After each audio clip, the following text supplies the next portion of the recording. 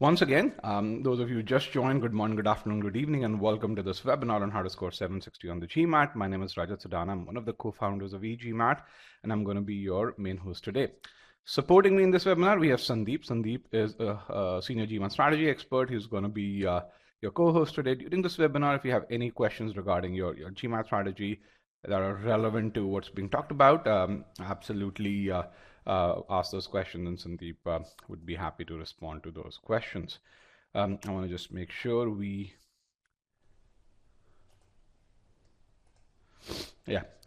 now, we have some upcoming free webinars. We have a free webinar on GMAT geometry. In this webinar, we're going to tackle quadrilaterals. And again, we'll start from basics and go to solving advanced questions, including 700 level data sufficiency questions.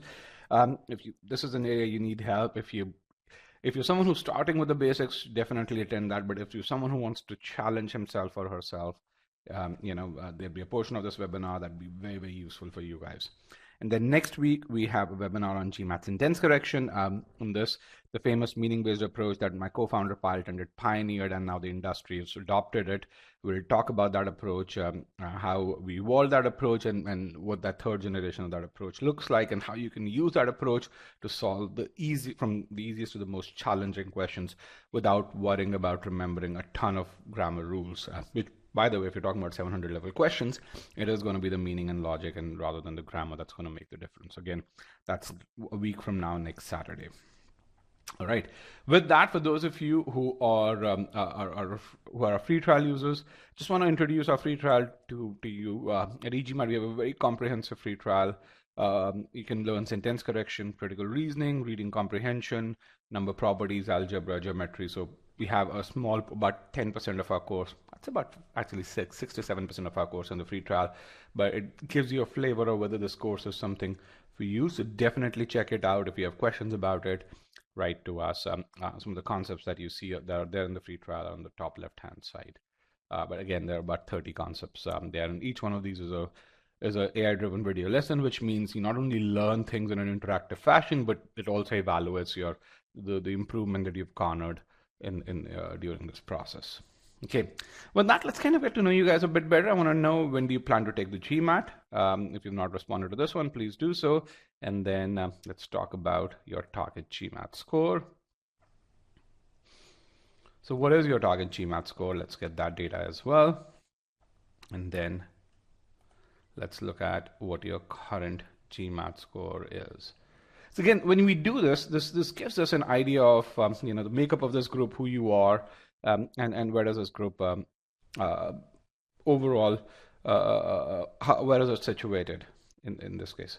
So when you look at when you plan to take the GMAT, that's the poll on the top left-hand corner. What you see is that about 85% of the group over here has more than a month and a half, which again is enough for significant score improvement. About 15% of you are in that, actually right now, that number is down, is about 20% of you are in that 15 to 45 days. That's good enough for about between 40 to about 90 points of improvement, but if you're in that 15 to 45 days or so. So let's kind of hide this. Then with regards to the target GMAT score, 730 to 750, as popular as 760 plus, about 81% of the classes over here, and then about another 18% in the 710, 720. And I think that's another very interesting related question which we can ask, which should explain the scores over here. What kind of schools are you aiming for? And there are many categories. You have M7 schools in the US. You have the top 20 school in the US, which is excluding M7. So if you choose top 20, this means that you're not aiming for an M7. A non-top 20 school, top Canadian B school, or top European B school, or someone who's not decided, maybe you still are trying to figure out where do you want to apply to. And then if you're applying for an MIM, again, the corresponding categories are there, but some of you, if you want to really just make fun, you can really choose, I don't know what the heck you're talking about. All right. So European B schools, Indian B schools, about 27%, 25% of you are here. European B schools, another 19%. US B schools, about 43% of you, and then Canadian another 5%. That's excellent. And then about 3 of you are undecided. Again, if you have questions about, hey, how do you choose between Europe and the US, I can help you towards the end. You can ask those questions overall. So with that, I think we've gone through these 2 questions.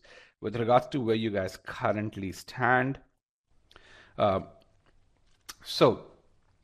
you look at this, 400 to 500, about 13% of you, 500 to 550, and 560 to 600, another 28% of you are over there. That's there. And so overall, when I look at this, about 38% of you are below 600.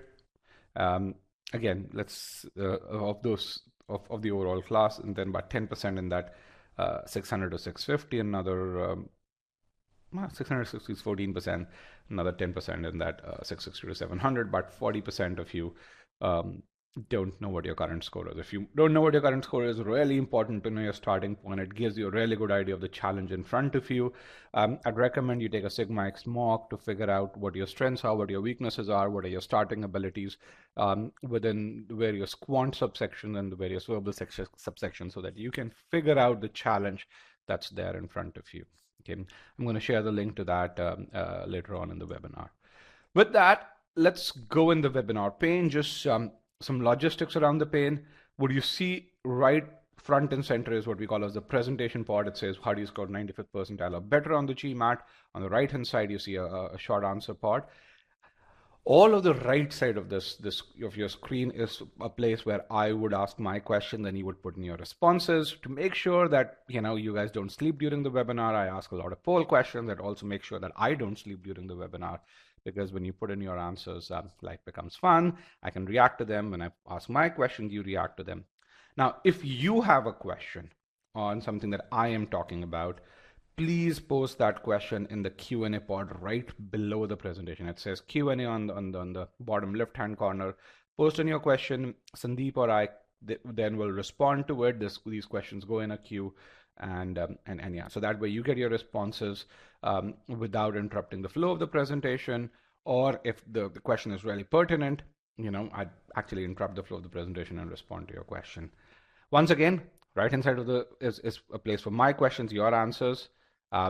The question that you post is posted over here, 510 to 740, not the right place. This is a place for my questions and your answers. If you have a question, put it in the Q&A pod, which is below the presentation. Okay, but yes, is it possible? Depends on the number of hours you can put in. So yeah, with that, let's start with the presentation.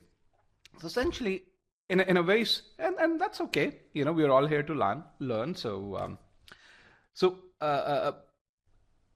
in a nutshell, I'm going to talk about 3 things over here. So, how does the GMAT work? A lot of people, when they think about taking the GMAT, they are from a background of a regular, actually K-12 preparation or an Indian equivalent, which is the CAT. And the GMAT works very differently from a regular test prep, regular exam that you may have taken, whether it's a school exam or somewhere else. So we're going to talk about how does the GMAT work and how does it impact how you go about doing this. Okay. Then we're going to talk about how do you build that GMAT study plan. And when you build that GMAT study plan, we're going to look at why is it that you need a personalized study plan, and how do you estimate the amount of effort you needed. The question that you saw on the right hand side, 540 to 740 or so. Can I do it till by end of July? You'd get a framework to answer that question over here. You'll also get a framework to figure out what metrics you should be tracking and during that. And then the third part would be, once you have a study plan, once you have those metrics defined, once you understand how the GMAT works, you still need to execute on that plan. You still need to track whether you're moving in the right direction as you move from that 540 for this particular individual. If you put in effort, if you put in 2 weeks of effort, have you reached 600? If you put in another 2 weeks, have you reached 650? How do you figure that out? How can you say that with certainty without taking mocks? Because mocks are not great predictors early on in your preparation.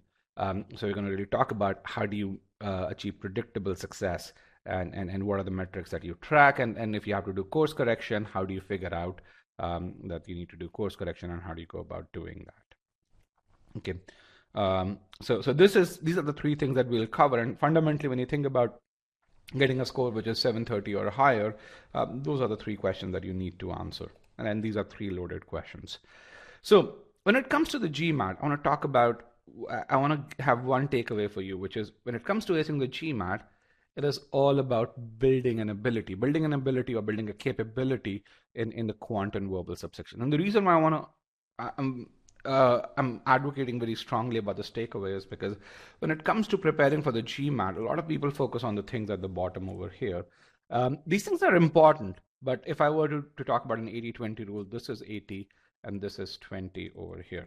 Okay, so 80% of this of getting to that 720, 740 score is building ability. 20% is all of these things. And by the way, if you do not have this 80%, this 20% is practically useless. That 20% starts to become useful only if you fix the first the top 80%. Okay. All right. So with that, let's kind of elaborate this. So this is not just a principle that we're talking about. When it comes to building ability on the GMAT, it's a very numerical measure. It's a measure that you can measure and predict your success. So we're going to talk about how do we go about how do we translate this measure of ability into a numerical metric, and how do we use that to predict success. So let's first understand what this metric is. So what is accuracy? Accuracy, when you think about a quiz, let's say you take a 10 question quiz and you get 8 out of 10 correctly, your accuracy is 80%. It's what we call as an absolute measure, which means, the quiz that you took, the 10 question quiz, about 100 people might have taken that quiz and about half of them would have gotten 8 out of 10 or higher. So even though your accuracy is 80%, your ability on that is about 50th percentile, because half the people have done just as well or better than that. Ability, on the other hand, is a numerical measure. It's a comparative measure. What it really tells you is, let's say you take another quiz where you get 7 out of 10 questions correctly. Now, if that quiz, 7 out of 10, let me just make sure. If that quiz has really hard questions, then that 7 out of 10 accuracy might land you in the 90th percentile. So again, ability, a comparative measure, accuracy, an absolute measure. Okay. All right. So let's kind of talk about an adaptive test algorithm. All right. So how does that work? So just to really figure this out, how we go about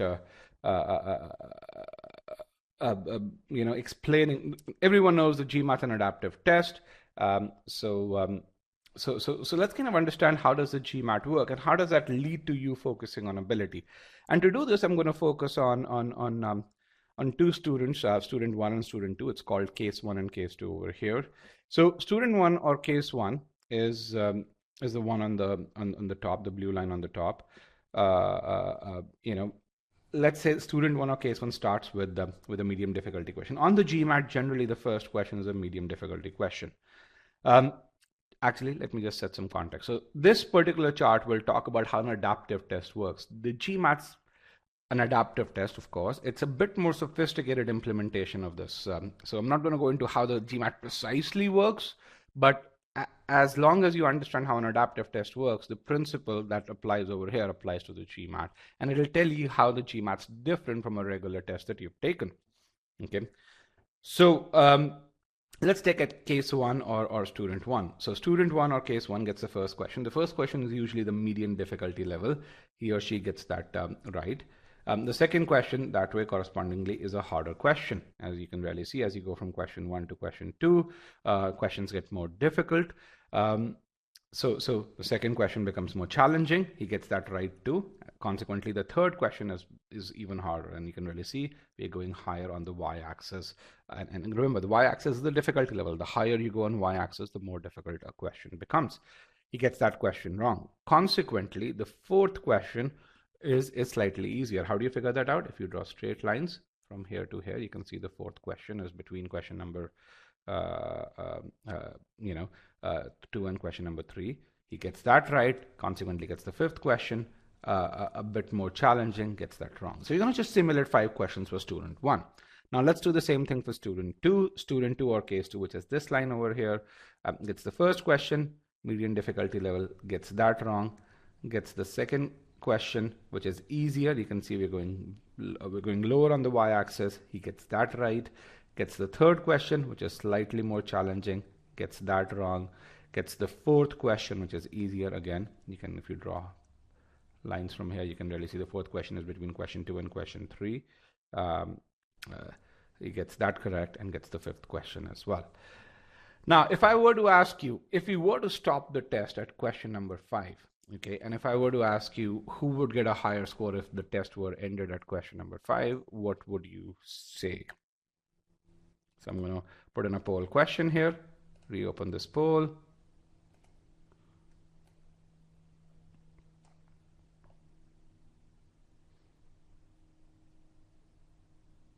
Who do you think would get a higher score? All right, I have 96% of you who say student 1 would get a higher score. That's good. And but only about 3 of you are saying student 2 would get a higher score. So let's kind of talk about this. Why do you think student 1 would get a higher score, even though their accuracy is identical? Both of them have answered 3 out of 5 questions correctly.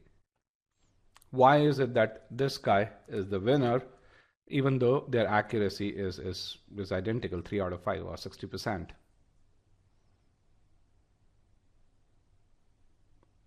He's answered more difficult questions correctly. That's correct. That's really good. And the thing that you've got to understand is, so can someone tell me how many points on a per question basis does a difficult question have compared to an easy question?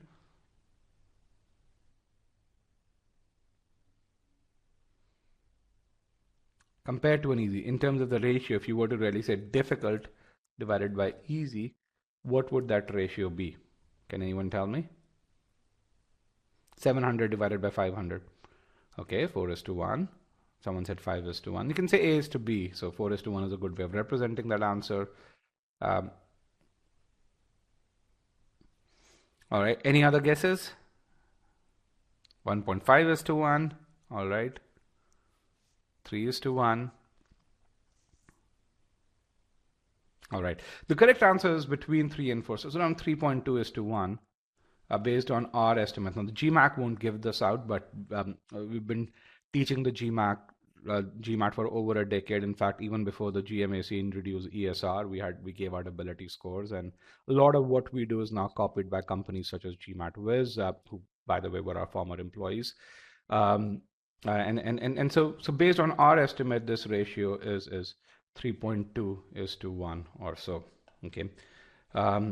And so just to really tell you how the difference that a difficult question makes over an easy question. Now, tell me this, did student 2 even get an opportunity to answer difficult questions? Did the test even serve difficult questions to student 2? No. So it's not just that student 2 didn't have the ability, but the test didn't even deem student 2 capable enough to serve difficult questions. And that's a really important distinction you've got to understand when it comes to building ability.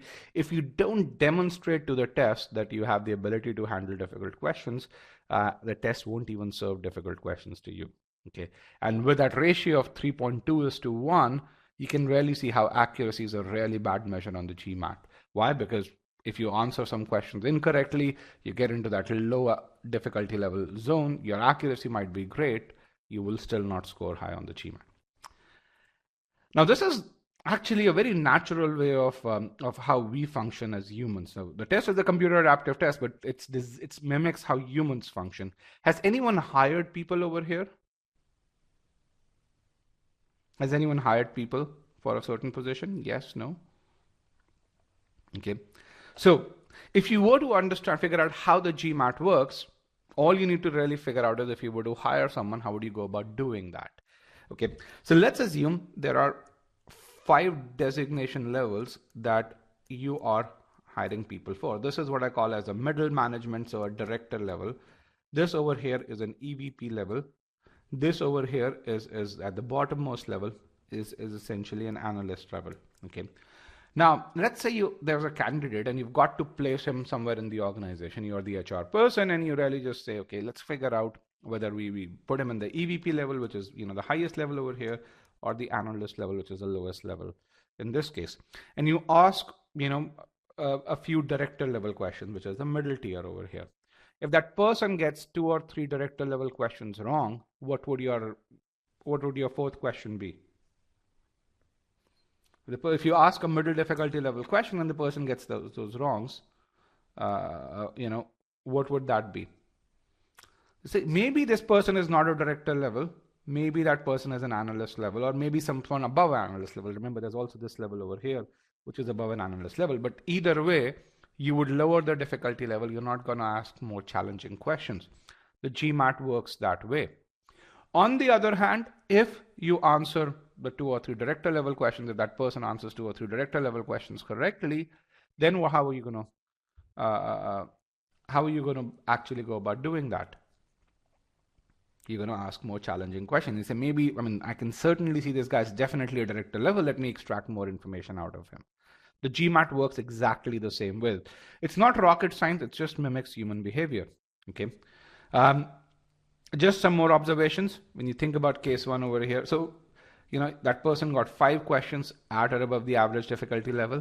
Student 1 only got 1 question, the first question, which was at the average difficulty level, or the director level question, as I call it.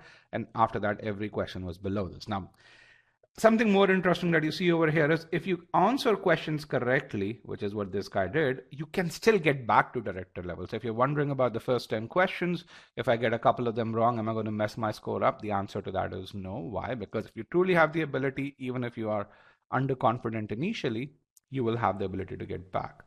The test is so well designed, it will get your true ability out. Okay. Now, what does it mean when it comes to acing the GMAT? When it comes to acing the GMAT,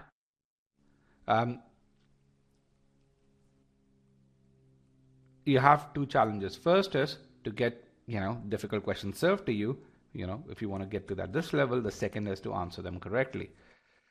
So there's this question here. So answering the very first question correctly is quintessential. If you're a VP person, should you even worry about your ability to answer a director level question? No. If you're truly VP material, you shouldn't. So that very question that you are asking is essentially a non-essential question. If you have the ability, you do well. If you don't have the ability, there's nothing you can do once you get into the test. You're not going to become Superman and build ability during those 3 hours. So a lot of people talk about those first 10 questions and really just say, you've got to get them right, and people put undue pressure on themselves. No, you don't win the battle in those 3 hours. You win the battle during the prep phase. Those 3 hours are executing based on your ability. That's all it is. Okay. And again, that's where we really say, focus on building ability, focus on hitting metrics. If you do that, you're going to do well on the test. If you don't hit those metrics, you can take whatever tonic you want. You can do whatever strategies you apply. If your metrics before the test are bad, you're really going to be super lucky to have to do well. Or you would need, what was that portion in Harry Potter? Felix Felicis. That was the luck portion. The luck portion in Harry Potter. You would truly need that if you want to do well on the test, if you don't have ability. So yeah, again, anyone a Harry Potter fan over here? Okay. Do you remember the portion? The luck portion?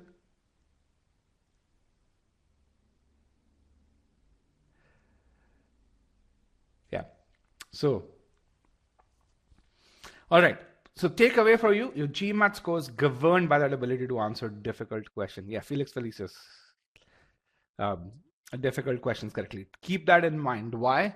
Because what happens to us naturally is that when it comes to answering 700 level questions, as we get those wrong, we really resort back to medium level questions and say, hey, we're getting those right, so that's okay. I know the stuff. Let me move on from sentence correction to reading comprehension or number properties to really word problems, because I know I have achieved a certain level of accuracy in this based on these other questions that I got right, so that I cover the syllabus.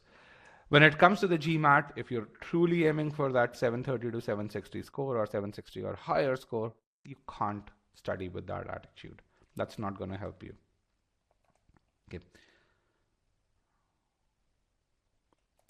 Okay. Now, what I said so far was something which was philosophical, how the GMAT, how the computer adaptive test works. Now I'm going to provide actual real GMAT hard evidence to back my claims. So what you see over here are official attempts of two students. These are attempts from the 2018 version of the test when the verbal section was still 41 questions and when the GMAC had not the official GMAT mocks, but GMAT prep mocks. Now, GMAT prep mocks were wonderful. This was a desktop software that they had, and it gave us a ton of insights on how the GMAT works. They've just degraded that. The online version of the mock exams is a very degraded version. It gives you very few analytics. So this is how that desktop version looked. So you have two students, and what you see when you look at these two students is 41 questions. The red rectangles are the question numbers where they made mistakes. And when you compare these two students, what you're going to find is that between question numbers 11 and 41, there's very little to compare, but to really differentiate between these two students. They've made 9 mistakes, and the mistakes seem to be more or less equidistant or so. It's not that one had a string of mistakes and so on and so forth. The only difference over here is this guy made mistakes on these first 2 questions. And the reason I'm really showing this is not to really scare you on the first 10 part, but just to really tell you how, if you don't understand the data, how it can make you achieve or draw wrong inferences. Now, if you look at these two students from just purely from a lens of accuracy, what you would really say is, hey, they're very similar. You know, the accuracy difference is 2, and then you'd say they should get very similar scores. The result is not this; is very different. Student 1 out of V43, which is 97th percentile, or actually now 96th percentile. At that time, it was 97th, which means what the test told him was, hey, my friend, you are among the top 6,000 test takers. This guy got a V32, which is 65th percentile, which means there were 70,000 test takers that were at the same level or smarter than him. Now, when you think about this, how many of you think, when you look at this data, and how many of you really say, hey, the GMAT's harsh? Let me ask in a yes/no question. If you think the GMAT's harsh, then press yes when you see the poll come in. I'm going to reopen the poll. If you think the GMAT's not harsh, select no.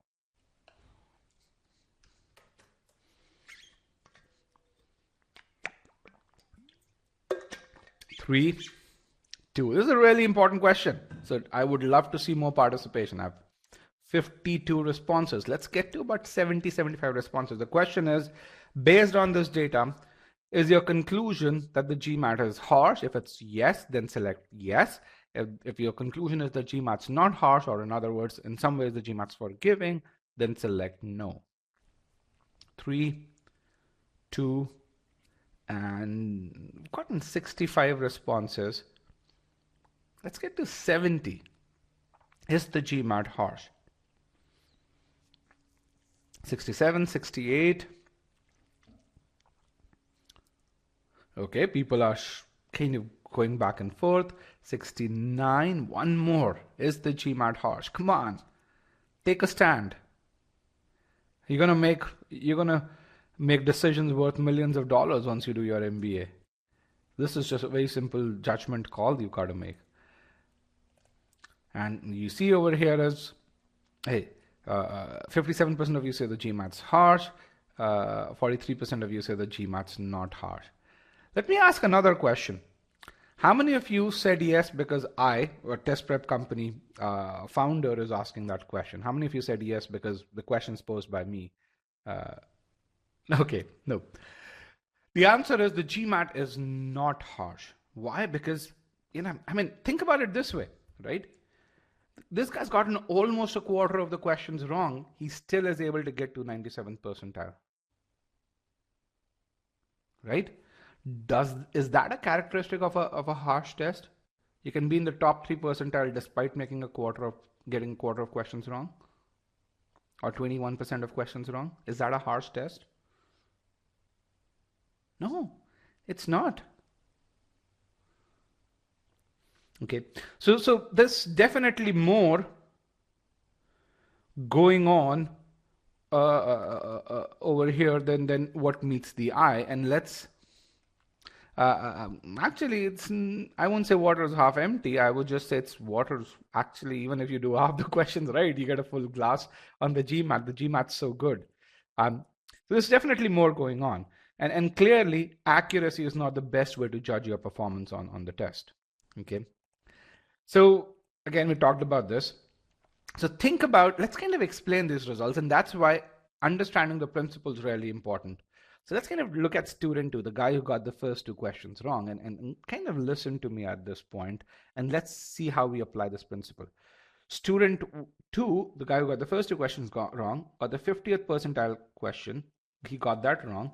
Consequently, the second question was a 30th percentile question. Just to be very clear, 30th percentile question means that 70% of all test takers answer that question correctly. He got that wrong as well. Okay. Now, if you are, remember that interviewer scenario, if you are an interviewer, you interview this candidate, the guy got a question that half the question people get right. Then he got a question, after that he got a question wrong, which but 70% of the students get right, or applicants get right. What judgment will you have at this point for this particular student? What would you think?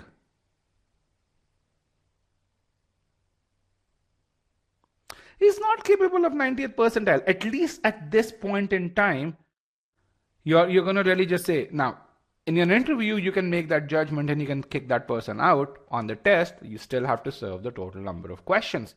So you really just say, okay, the best way I can figure out where this person is to serve him or her an easier question. Why? Because the only way I can tell you where you belong is when you answer a question correctly. If you continue answering questions incorrectly, I cannot make any judgment on you. Does that make sense? If I ask you questions, you continue answering them incorrectly, I can't make any judgment on you, right? Because I'm not giving you an explanation. Okay, so consequently, the third question was a 15th percentile question. The guy got it right. The fourth question was a 25th percentile question. The guy got it right. 35th, 40th, 50th, 65th, and so on and so forth. As soon as the guy started hitting harder questions, he started making mistakes again overall. On the other hand, student one, or case one, started getting hard questions from question number 7 itself. He continued to answer them correctly. Okay. Now, both these students were our students, and so student one actually on his official GMAT got a V44.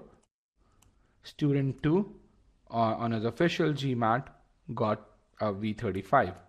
So the GMAT prep test, the mock, was actually incredibly accurate in estimating their abilities.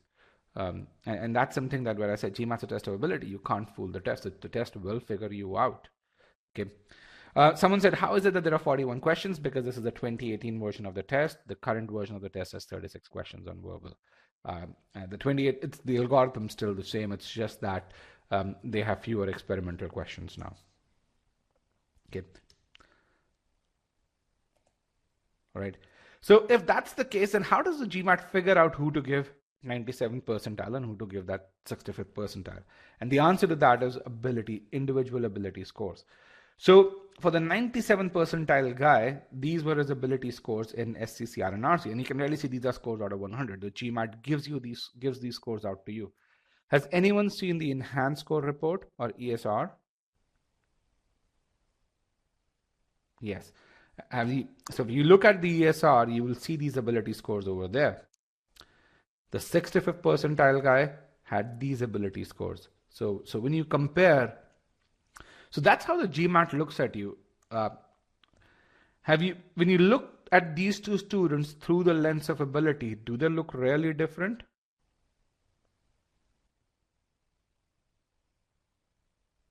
Right? They look very different. And that's how the GMAT looks at it. So in other words, you can say this V32 is an outcome of this input over here, which are these ability scores in this place. So this is your input. This leads to this output. Similarly, this over here is your input. This leads to this output over here. Okay. So if you want to really get a good verbal score, focus on building these abilities. Indrajit says, the penalty for missing questions. So Indrajit, yes, there's a slightly higher penalty for missing questions, especially if we are in the V30 or higher zone. The thing which is there is on the GMAT, you can just mark questions if you're running short on time towards the end. So not a whole lot of people miss questions on the GMAT. So that's why I'm not worried about it. That's something that's completely under your control. Okay. What is V32 and V43? V32 and V43 is essentially the scoring mechanism of the GMAT. So a lot of you are worried about that score out of 800. You say, I want to get a 740. You don't study for a 740. You actually study for a certain quant and a certain verbal score. And actually, you don't even study for a certain quant or a certain verbal score. You study for a certain SC ability and a certain CR ability or so. And as long as you understand that way when you're studying, you know what metrics you need to hit. Okay. Again, reinforcing the point, your GMAT score is governed by that ability to answer difficult questions correctly. Now, how predictive are these ability scores? Okay. Anyone knows linear regression over here? Right? So we took about 5,000 ESRs from our students and ran linear regression on the ability scores. The R square that we got on that linear regression was 99.35%. What does 99.35% R square mean on linear regression?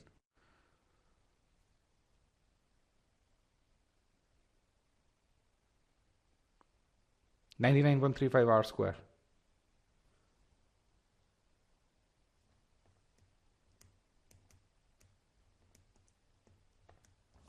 What does that mean? It means, yeah, it's just ability scores actually define 99% of the variation in the score out of 800, which means it's an incredibly accurate measure. It's almost a perfectly linear measure. So that's kind of how accurate this is. All right. So what ability scores does the GMAT measure? On the quant side, it measures two ability scores in algebra, geometry, and arithmetic. You can see that over here. On the verbal, you have independent ability scores in SC, CR, and RC. Okay. So points to note. Every subsection is independent, which means if you get a CR question wrong, it's not going to impact the difficulty level of questions that you get on SC. SC questions, the difficulty level of questions that you get in SC is only impacted by how you do in the SC subsection. Okay. Similarly, if you get a question wrong in this, it's not going to impact how the difficulty level of questions on arithmetic. Or in other words, we actually got evidence where someone scored a 0 percentile in RC and was able to score a 90th percentile in SC. Okay. So each subsection is independent. Each subsection has identical weight. So someone says, hey, RC is more important than CR because CR has 10 questions and RC usually has 12 questions. Not so much. It's just that when it comes to measuring your CR ability, the GMAT can do that in 10 questions. Gets you a very reliable estimate of that ability. RC, you need 12 questions. In SC, you need 14 questions. It's just that. The weights are immaterial. Okay. What it also means is that if you want to get to that 730, there are about 15 ways to get to that 730, which means that you've got to figure out which combination of ability scores is really important. If you're talking about a 700, there are about 50 combination of ability scores that get you to a 700. Some may be really good for you given what your starting abilities are. Others may be really bad for you. It may really put you in a really bad zone with regards to getting there. It may require 3 times as much effort. You want to make sure you have that target ability for each subsection. There are a couple of very important points, other very important points as well. Now, regardless of whether you're talking about SC or whether you're talking about arithmetic, the process of building ability is identical. If you're starting at a 30th percentile in SC, the stages of learning that you'll go through would be very similar to the stages of learning that you'd go through if you're starting at a 30th percentile in arithmetic. Okay. And then, given who you are, each one of you will have a different set of this thing. Okay, then how would you explain the importance of initial questions?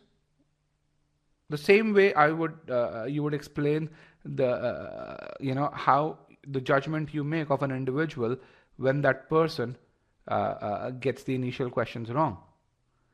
Again, I think you're not getting the point. Give me 5 more minutes and then you'll get the point here.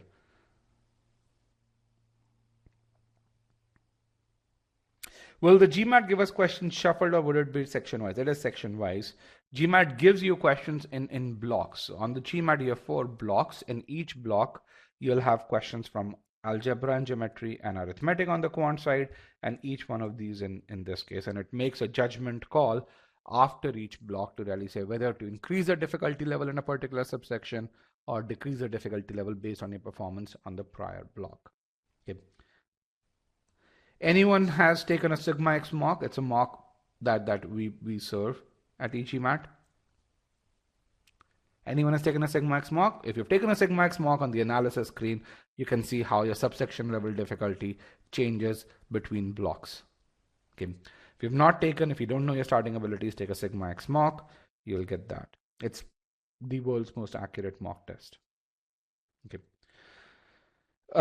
So when you think about getting to a certain GMAT score, you've got to answer this first question. What are your starting abilities? Okay. All right. Another evidence of how the GMAT's very forgiving is a student, one of our former students who went from a V17 to a V40, a Q44 to a Q48, or a 520 to a 710. And you can see how the ESR looks like. All right. Now this guy, the reason why I have his case over here is because this guy is a classic example of someone who made mistakes. This guy made, he answered half the questions here wrong. He answered about 43% of the questions wrong, still was able to get a V40, which is a 91st percentile on GMAT verbal. Why was he able to get a V40? Can you guys tell me? Why was he able to get a V40? Because the mistakes that he made were not on easier questions, but on harder questions. Okay. So on the GMAT, you can make mistakes as long as you prove to the test you have the ability. Okay. Now, some of you may really say, I've got to get the first 10 questions right. How many of you are looking at this chart and saying, I've got to get the first few questions right? Okay. Don't think about that. The inference that you should draw from this is, you've got to get the medium and medium hard questions right. In some instances, in the first block, the test will serve you a couple of very hard questions. And if you get those wrong, the test will not make a negative judgment on you. Remember this. And you're going to see some stats over here. Okay. So the key questions that you have, do the first 10 questions matter? Should you approach them differently? Should you spend more time? I want you to answer these questions. Each one of them is a yes, no question. So in a single line, you can say y, n, n, y, n, y. So that I want each three of, the answer to each of these 3 questions in a single response. So n, n, n, y, no, no, no, yes, no, maybe. Okay. And these are good decisions. You've got to make those decisions right away.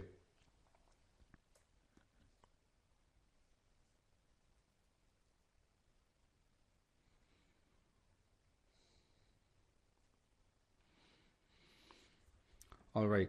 So let's see what I really say.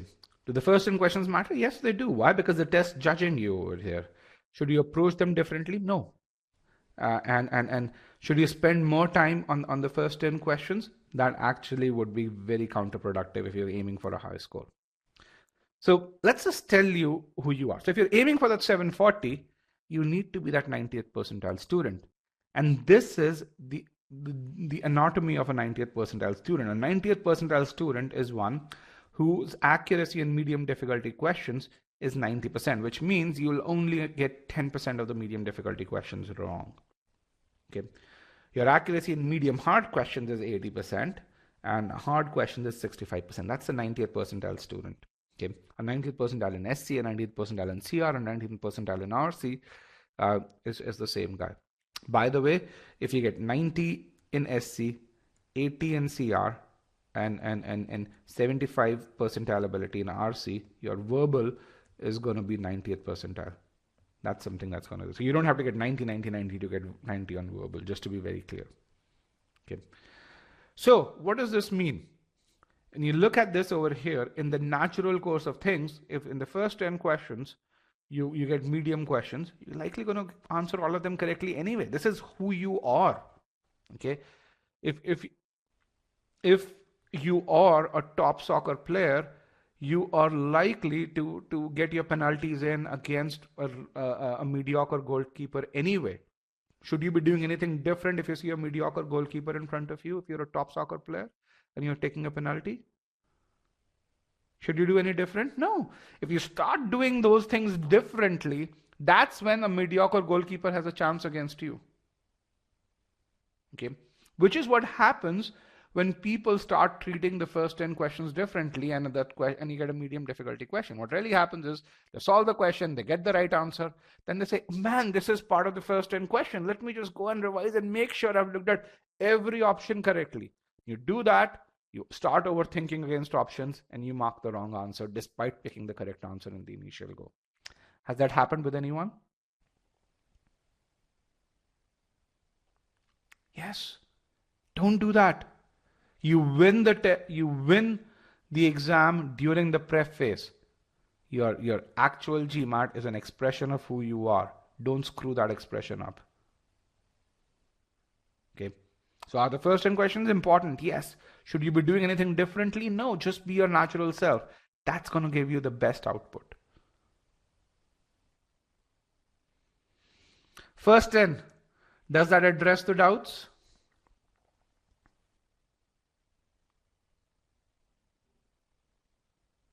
How many of you have heard something different about the first 10? And how many of you have heard that, hey, that you should treat the first 10 differently? Many times, okay. Whosoever tells you that, ask, when it comes to delivering success on GMAT Club, what percentage of success have you delivered? And there are about 10 partners on GMAT Club.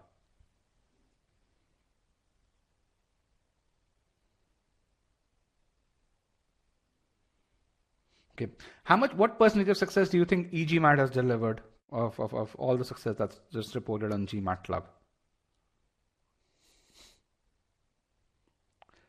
What percentage do you think we've delivered of the 10 partners? 50, okay. And just to be clear, there were about 10 partners on GMAT Club in 2021. Any other guess? 55, 40, okay. 65, all right. The answer is about 65%. So just us, we've delivered 65% of all 700 plus scores on GMAT Club. Okay. Again, the reason why we've been able to do this is because we study the test and we make sure our students don't resort to shortcuts or essentially scanning of answer choices. They really understand when they mark an answer correctly. Okay. Is it better to leave end questions or guess? What strategy would be good with respect to that? If you truly have to do that, then it's better to guess. Okay, but essentially you shouldn't be in a position. Okay, again, very different. But if you truly have to guess,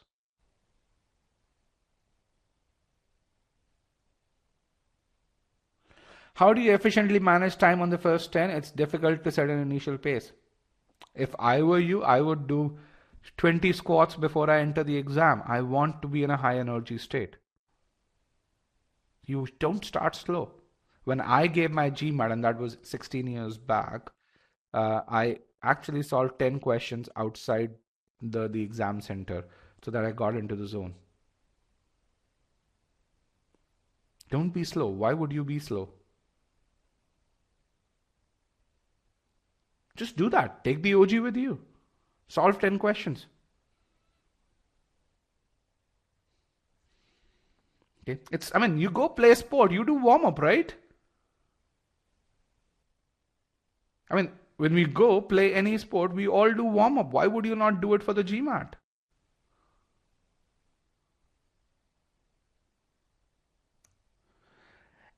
The other piece that I want to tell you is everyone makes mistakes. Okay. People like Magdalena, who scored a 780, she made mistakes on on her test. It's just that she did not make mistakes on the medium and medium hard questions. Her mistakes were on hard questions. Okay. Similarly, this guy made mistakes. He scored 99 percentile on the GMAT verbal. He made mistakes. He'd be joining GSB Chicago very soon if memory serves me correct. Okay. So with that, we've come to the end of first stage. When it comes to acing the GMAT, focus on building ability. Don't do anything different when you're taking the test. Okay, really important pieces over here. All right, now let's see how we can get each one of you a target ability for every subsection. All right, let's talk about personalized study plan and what is it, then why do you need one? All right, so with that, let's kind of talk about what does a study plan do. Can you tell me, in your opinion, what's the job of a study plan?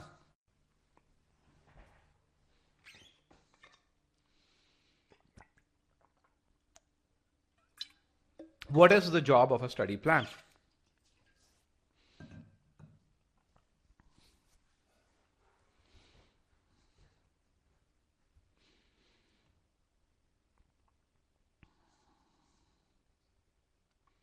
Okay, customize offering as per the ability. That's good.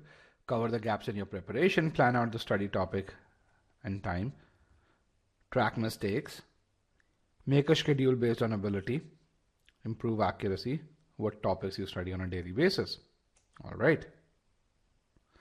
So at e-GMAT, when we build our study plan offering and we have a personalized study planner, we actually are the only company that has a personalized study planner and of the form.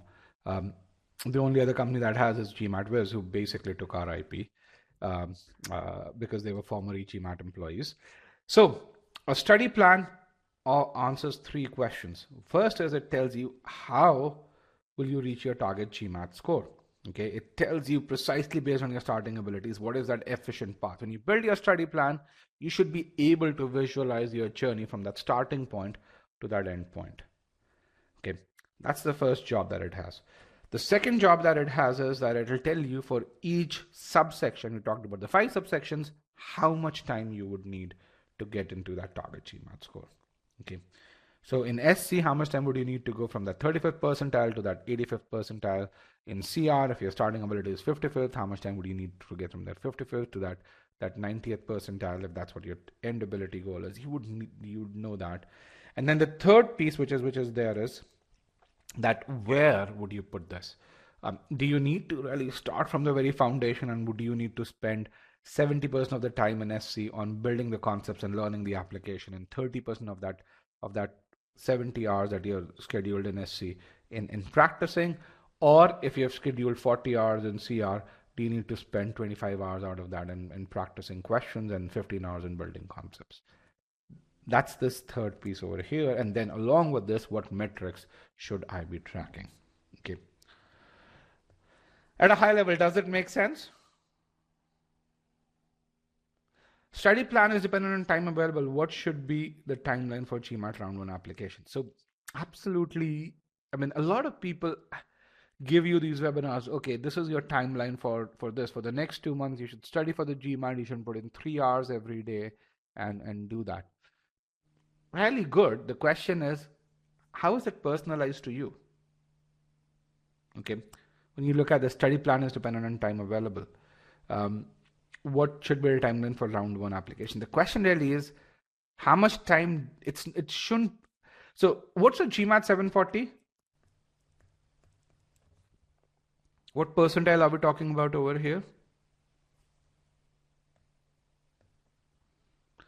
It's about 97th percentile. Okay, 97th percentile. Now, what does 97th percentile actually mean? Can you translate this? What does it mean when you say I'm going to score 97th percentile? What are you saying? You want to be among the top 3% of test takers worldwide. Why do you think only 3% of test takers worldwide get to this? Or what is it that these 3% do differently?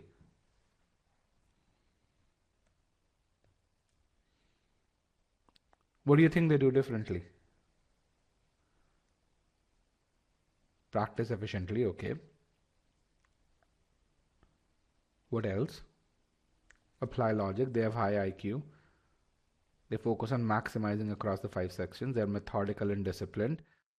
They're smartly clear. Answer more difficult. That's on the test. Answer more difficult questions. That's the do. So the only correct answer is where you say they're methodical and disciplined. Okay.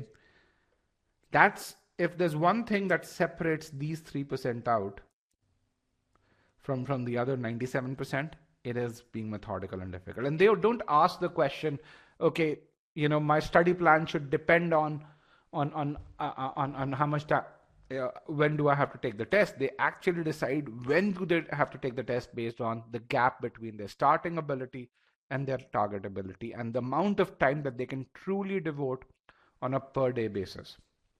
All right. Also, being methodical and disciplined means switching off the work mode, as someone really said, and switching on your study mode. How many of you over here, I'm going to ask a yes/no question, and this is an important question, nothing related to what I'm talking about, but very pertinent to your GMAT preparation. Let me put in a yes/no. How many of you have a allocated time where you say this is a time slot in which I'm going to study for the GMAT? Come what may. Yes, no. How many of you have this allocated time slot on a weekday?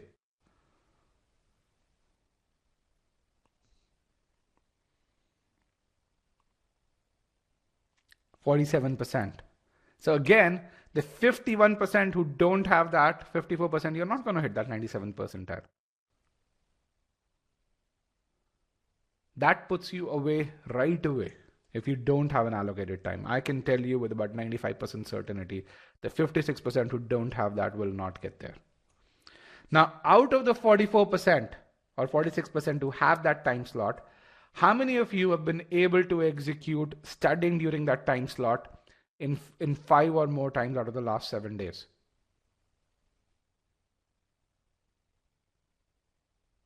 You see, another 50% are sorted out here. If you want to achieve that 97th percentile, that's the first thing you got to do. Okay. Have that definitive time slot where no one's going to bother you. Only if you have a fire in your house should you be getting out of the house. Okay.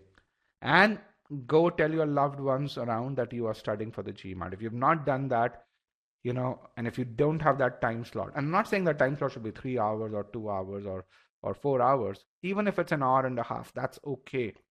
But I want that dedicated time slot in which you're not going to go to on YouTube, in which you're not going to think about your work, in which your phone's going to be away from you, and everyone knows that you're studying. I mean, is that a very high ask if you want to achieve that 97th percentile? No, not at all. Yet, 75% of the class, half of you don't have that time slot. Half of those who have a time slot have not been hitting that consistently.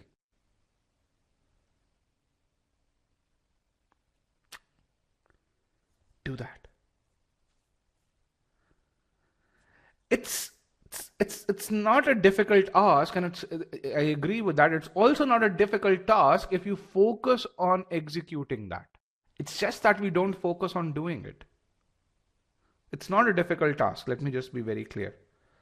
As long as you spend 2 hours planning on that, where you say, okay, these are the reasons where I could be interrupted in those 2 hours. Let me just figure out and fix those reasons up front. Make sure I communicate with people around me, communicate to them, and ensure that they agree that they're not going to bother me.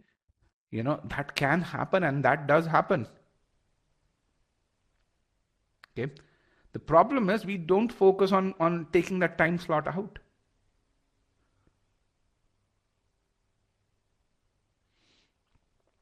It's very hard while working full time. That's the beauty of the GMAT. You've got to figure that out. And if you can't figure that out, then as a manager, imagine how will you execute on strategic initiatives? Has anyone watched interviews on our YouTube channel where we have about 70 odd students who are currently studying at business schools, and they've talked about their experience? Okay, if you watch this, our YouTube channel is the world's largest repository of such interviews. If you watch these, one of the common themes that you would see if I ask them, what have you learned at Harvard? What have you learned at Tuck? What have you learned at GSP Chicago? The common theme would be, you would notice, is managing time, getting more out of my day, segmenting myself to really say, I can do 5 things now and be equally efficient during the time when I'm doing that versus what it was earlier. As a manager, you need that. And to show that you have that capability, studying for the GMAT while working full-time demands that.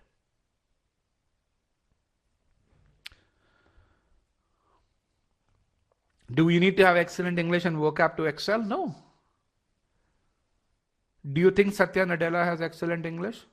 Or do you think Sundar Pichai his grammar is flawless? Absolutely not. Sundar Pichai actually had an 800 on the GMAT. Similarly with Shantanu Narayan. No, the GMAT's not a test of grammar. It's a test of logic. As long as you're logical, you do just well on the GMAT. In other words, if you think you're good in quant, you should be excellent in on the verbal side of things, as long as you focus on studying the right way. And we're going to talk about what studying the right way is in about 20 minutes. Okay. So let's talk about personalized study plan, and sorry for the digression. Hopefully that digression was helpful, where we talked about getting that time slot out. Okay, let's talk about building that personalized study plan. We're going to really look at 2 students here, 2 very different students, Ayush and Rafaela. Both of them are former students. Their video interviews are on our YouTube channel. Both their GMAT and their MBA journeys are there. Ayush was from your batchmate, okay, from Manipal.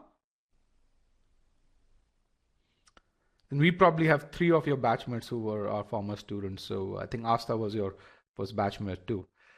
All right. So Ayush came to us with a score of 670. He had taken the GMAT 3 times prior to coming to us. He was actually waitlisted by Ross in Columbia with that score. Rafaela had a starting score of 600, and let's kind of look at this. And both of them wanted to get to a 750. All right. So, but both of them had very different needs. So the point that I'm trying to make is both of them had very similar target scores, but their path to that GMAT score, the content that they needed to study, the metrics that they needed to hit, they're kind of more or less mutually exclusive is what you would see over here. And that will tell you the importance of GMAT study plan. Okay. So Rafaela went from let me just make sure I have this, went from a 600, you can see a starting score was a Q36 and a V36 to a 730 with a Q48 and a V41. She got into Harvard Business School. Okay, so how do we figure what a study plan is? We made her take a Sigma X mock. When she took a Sigma X mock, the mock gave her these starting abilities. Sigma X mock is the world's only mock test that gives you those starting abilities. So her starting ability in SC was 89 percentile, CR was 92nd, RC was where she needed help, arithmetic was 15 percentile, and algebra geometry was 49 percentile. Remember, these are percentiles, which means these are ability scores out of 100. Okay. Now, they also, so with that, this was what the 600 was composed of. Okay. So we put that data in our personalized study planner. It's an AI-driven tool. It actually also has a neural logic to it. It gave us the target ability scores for Rafaela. And you can really see 2 things here. First of all, the SC and CR ability that says this is good enough, 90th percentile, you're already there, just maintain that. RC, we got to buck this up. We got to make sure you get a really good verbal score. And then on the quant side, it said, your starting ability is 49 percentile in algebra geometry. Let's make sure you get to that 83rd percentile. And in arithmetic, you don't need to get to that 90th percentile or 80th percentile. Improving to 57th percentile is good enough. Now, reading and visualizing this is very important. When you look at this over here and you say, I've got to get from 49 percentile in algebra, sorry, 49, not 91. So 49 percentile in algebra geometry to 83rd, what it means is I've got to focus energy on this. I've got to make sure I'm able to answer about 60 to 65% of hard questions in algebra geometry. Okay. Do I have to do the same thing in arithmetic if this is my target ability? Do I have to do that in arithmetic as well? Answer 60% of hard questions correctly? Yes, no, no. The answer is no. And the beauty about this is when you build that personalized study plan, you make that judgment on day 2 of your preparation.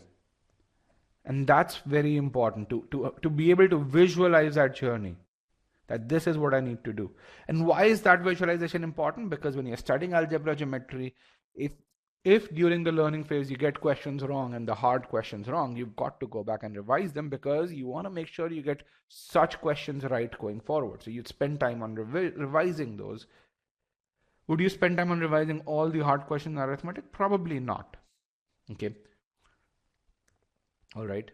And it's really important to be super strategic about such decisions over here. Now, with that, we got time estimates for a fella. All right. So here you can't see over here, but this is 0.1 weeks for SC and CR. Remember, she was already there, but 2.5 weeks in RC, where she had to go from 39th to 85th percentile. But 2 weeks for arithmetic, where she had to go from 15 to 57. This is 2 weeks of dedicated study based on the number of hours that Rafaela had committed, and about 2 to 3 weeks in algebra. So this is, she got a good idea of where she would need to spend that time. All right. So based on that, then PSP generated a personalized learning path for her. Now, this is something that it's a mini tutorial on how do you go about building ability. And this is how we go about building ability, regardless of whether you're learning how to code, learning how to design, or learning how to do well in SCCR or RC. So when you want to achieve 90th percentile in anything, the first step you've got to do is learn concepts and learn how to apply those concepts. The next thing that you need to do is master. You got to get so good at applying those concepts that when you see a question, how you go about doing that becomes second nature to you. Now, even when you master your application, you will still have certain gaps in your understanding. Then the third stage of learning is refining to perfection. And that's where you identify what those gaps are and focus on filling those gaps. Okay.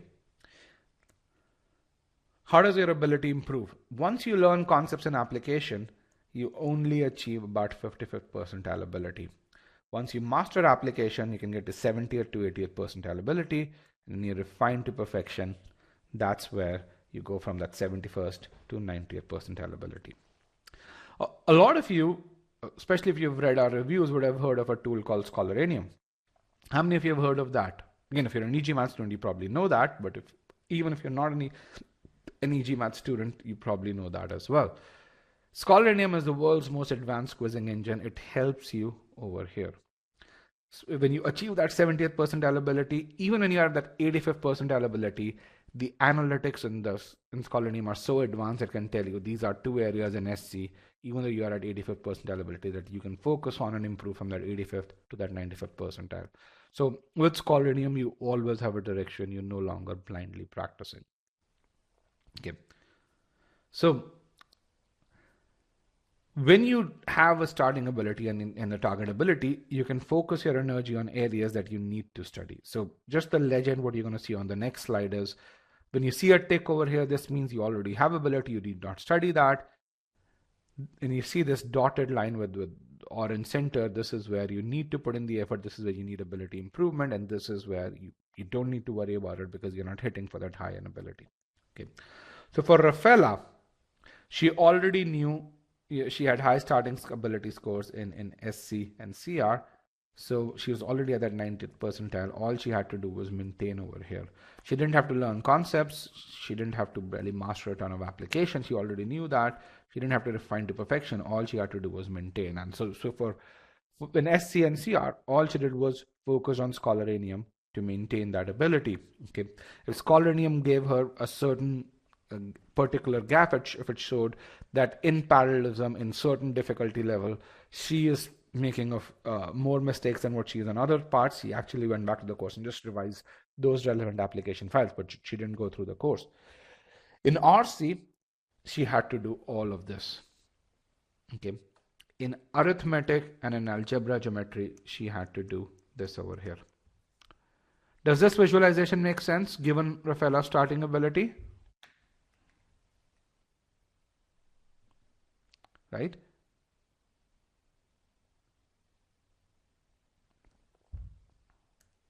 All right. This is what Rafaela was. Ayush, again, you can see where Ayush came from. Ayush had a 670 with a Q50 V31. He went to a 750 with a Q50 again V42. You can 10 point or 11 point improvement on his verbal. Okay, so we got his starting abilities. These were his starting abilities. Really needed help in SC and CR over here. On quant, he was already there. RC more or less there. Okay, so we put that data in PSP or Personalized Study Planner. These were the target abilities that we got. What it says is first, let's kind of maximize your RC ability. Then let's focus on building your SC and your CR ability. Okay. Then it generated time estimates for Ayush. All right. And with that, again, he had to focus on stage 1 in SC and CR. He had to focus on mastering application and refining to perfection in RC, and he just had to maintain his performance in quant. So for Ayush, again, the same legend applies. These were the areas. On quant, all he had to do was maintain. In RC, even though he was at 80th percentile because he was weak in SC and CR, we said you got to focus on mastering application. You got to do cementing in RC, then you got to refine to perfection and maintain that. And if you're an e-GMAT student, you know that for us, cementing is a very specific stage with its own metrics. So this is not something where we say, hey, you master application. At e-GMAT, we have metrics for all of these. You got to hit those metrics. That's stage 2, as you rightly said. Okay. In SC and CR, he had to start from the very basics. He went through the entire course. Now, this is a guy who had taken the GMAT 3 times before he joined e-GMAT. But he went through it because his ability scores were low, and he was able to improve to a V42, which is 96 percentile. Now, time investment, Ayush versus Rafaela. Focus, Ayush versus Rafaela. Let's kind of look at this. When it comes to SC, Ayush had to spend about 3 weeks in SC. Rafaela only had 0.1 week. Why would we be able to make that judgment? Because you got her starting ability in there. In CR, Ayush had to spend about 2 weeks here. Rafaela only, about a day or so. When it comes to RC, Rafaela had to spend more than twice as much time as Ayush did.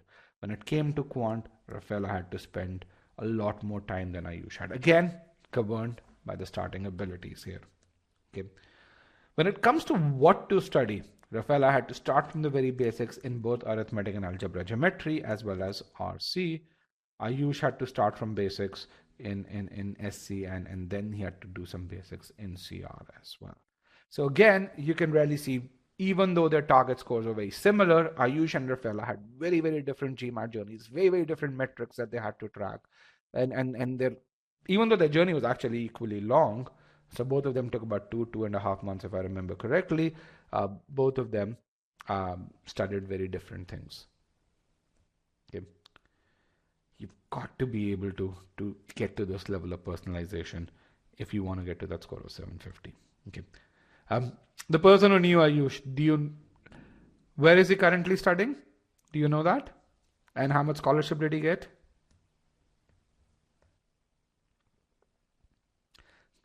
Oh no, 10K was asked for a scholarship.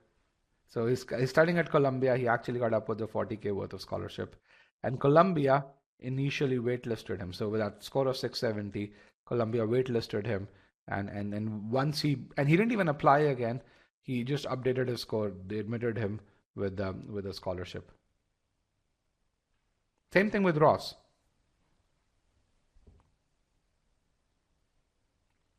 Do you know where is he working right now? Okay. So a GMAT score.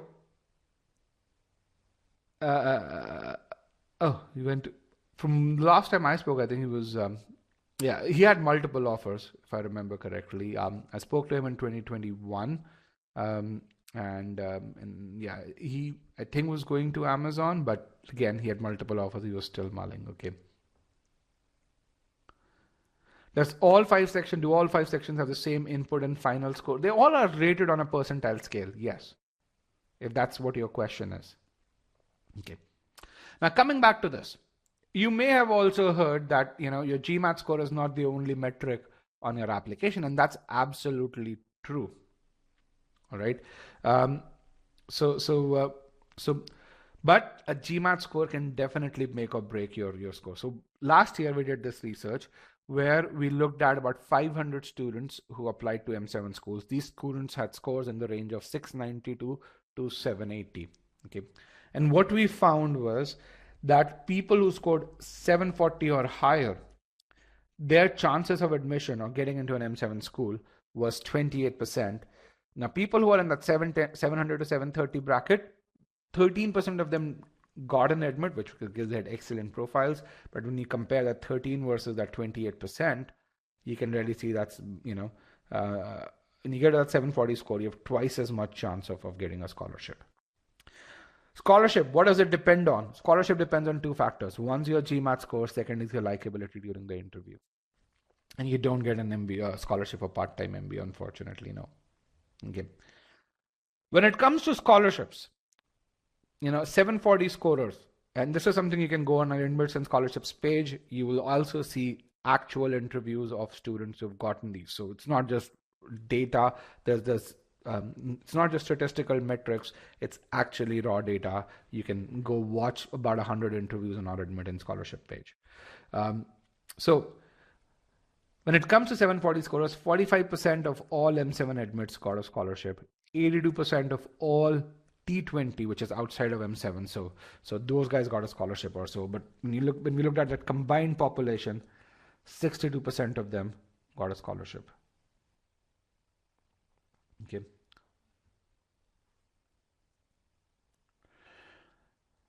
There's another question, which is, okay, you have a 740. How much more will a 760 get you? Okay. And this is something that you will, once you get to that 730, you'd say, should I go for a 760?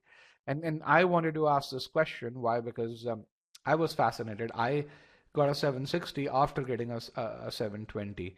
And for me, I had this anecdotal thing. The higher score I get, the more chance I would have for a scholarship. And I didn't pay a single penny for my MBA. I got a full ride. And I wanted to understand what's the difference between a 740 and a 760. Okay. And when we did the math, that difference was about 45K or so. Okay. The median scholarship for this group was 55K. The median scholarship for this group was about 90K. And which is very interesting. I mean, those 20 points, they are huge in terms of scholarships. And you do the math, it makes sense. 760 means that you're among the 1,700 students who have that score. And when you think about the top 20 schools in the US, they have a combined 20,000, top 20 schools have about, or top 30 schools in the US have about 30,000 or 20,000 seats. And in Europe, the top 4 schools have about 2,000 seats. In India, ISB has about 1,000 seats or so. And when you think about it, so you're looking at 20 plus 2 plus 1, 23,000 seats in top schools, and you have only 1,700, 760 scorers. Okay. Do the numbers make sense?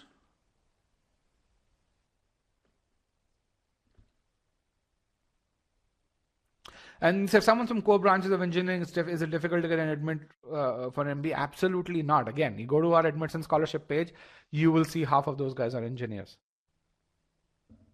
Okay. There is no cutoff for ISB, but the median score, if I remember, is around the 720 mark. Again, MBA admissions at top schools, they're not they're not like CAT admissions where you have a hard cutoff. So the GMAT score is one factor. It's a very important factor. But if you have an excellent profile, you would get in. So, I mean, Rafaela, 730, not a top score. It's around the median score for Harvard Business School, but her profile otherwise was also very good. So 730 plus Harvard got her an admit with scholarship.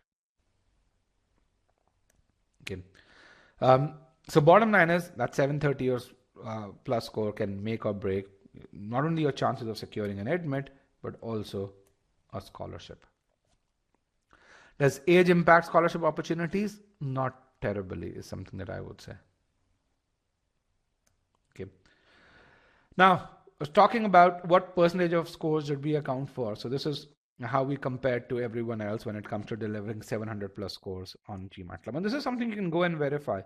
All scores on GMAT Club are organized chronologically. So if you go to e-GMAT and you scroll down, you will really see, reviews and scores reported in the order, and you'll see, just in the month of April, about 10 such scores reported. When you go to another prep company such as Crack Verbal or GMAT Wiz, you would see they don't even have 10 scores in all of 2022 or so. Okay.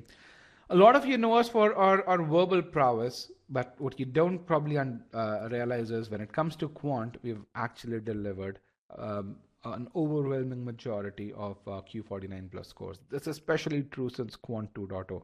And when you think about this, TDP actually has more students than we do. GMAT Wiz has about 60% as many students as we do. Magoosh actually has more students than we do. So it's not just purely the number of students or so. Okay. Again, if you go to our YouTube channel, you can watch all of these interviews. This, I think, is about 217 such journeys. This is close to 50 such journeys, and we'll do more and more of these journeys overall. And you'll see case studies with upwards of $10 million worth of scholarships awarded. So if you want to understand what kind of profile gets a scholarship, how would they position their candidacy, you can really get there. And this is, for example, one of our former employees, this guy worked at e-GMAT, and prior to starting working at e-GMAT, he applied with a 740 score. He was a former e-GMAT student, applied with 740. Based on his experience, he got multiple rejects. Then he worked with e-GMAT for about a year and a half, applied again, the same schools that, with the same 740 score, by the way, the same schools that rejected him now offered him scholarships. So he talks about his journey and really, how do you position your candidacy? How do you go about doing during the interview? So your GMAT score is not everything. It pushes your candidacy further, but other parts of applications also need to be in line. What's the question when you say compare 20th percentile in SC, 18 CR versus 50 SC, 50 CR? What would you want me to compare?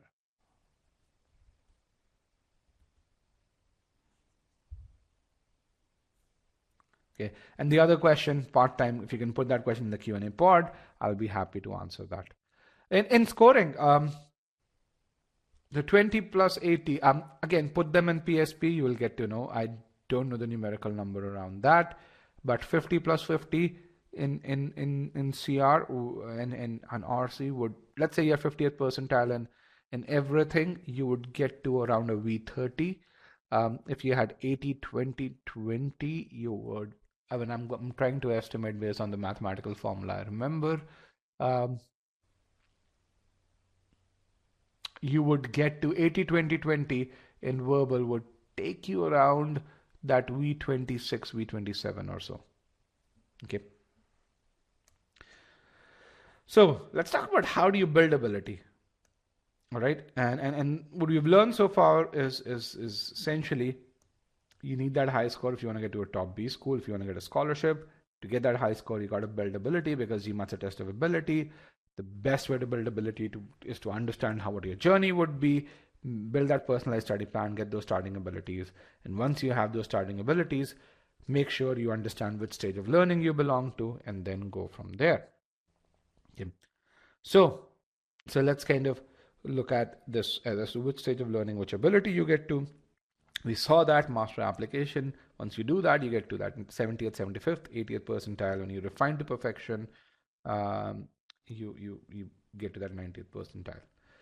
Again, guys, questions in the Q&A pod. Sandeep could have answered this question. Does any question section in verbal have higher weightage for total verbal percentile? I think you guys can answer this. Okay.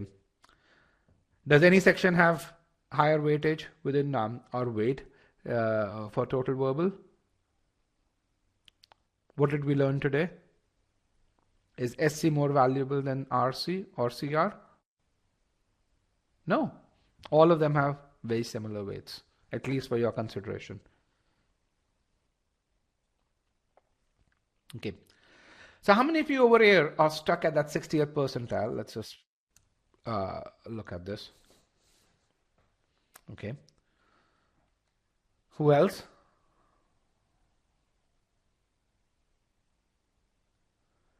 Anyone else stuck at 60th or below?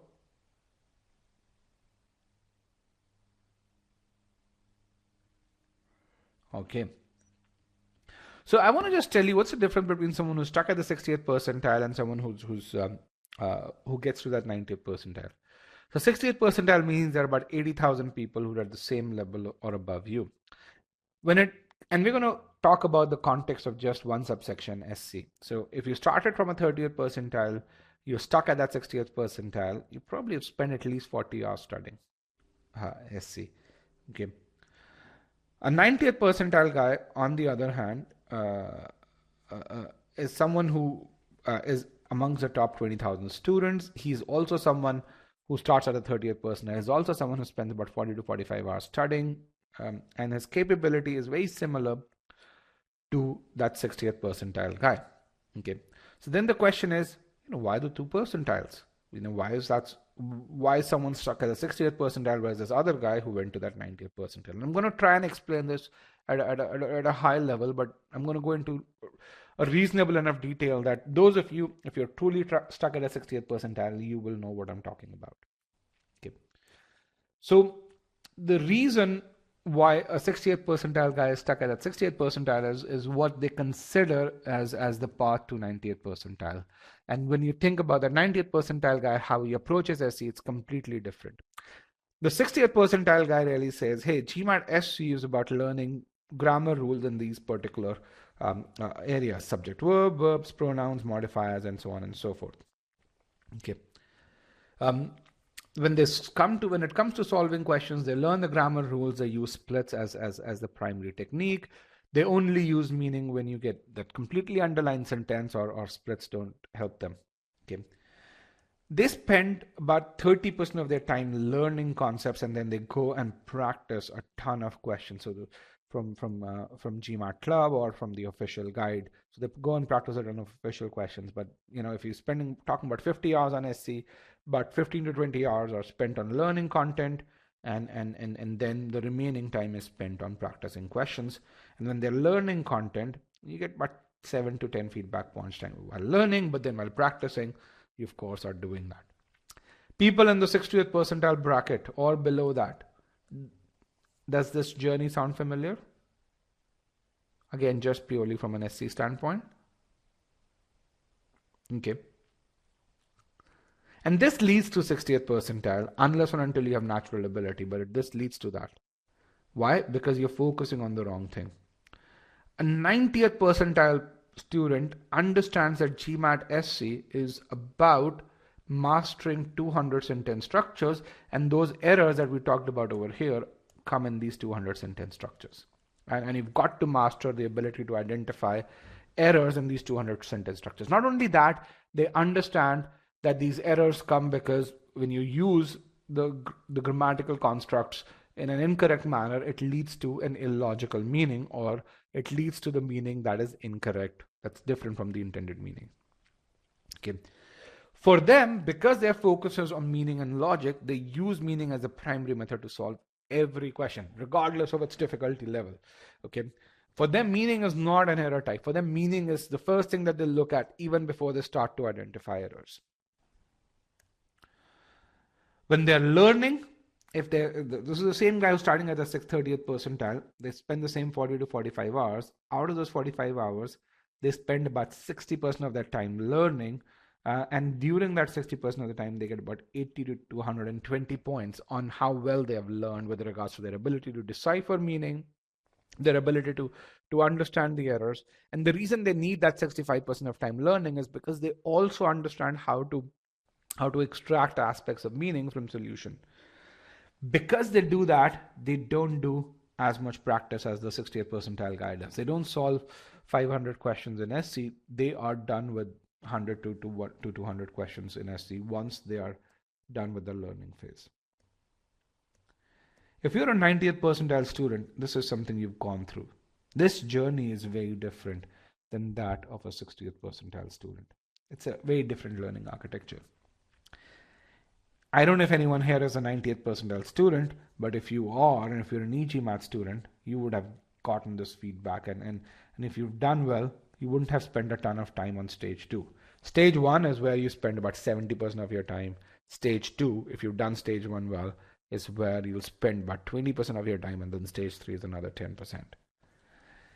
Anyone over here who's done well in cementing in SC?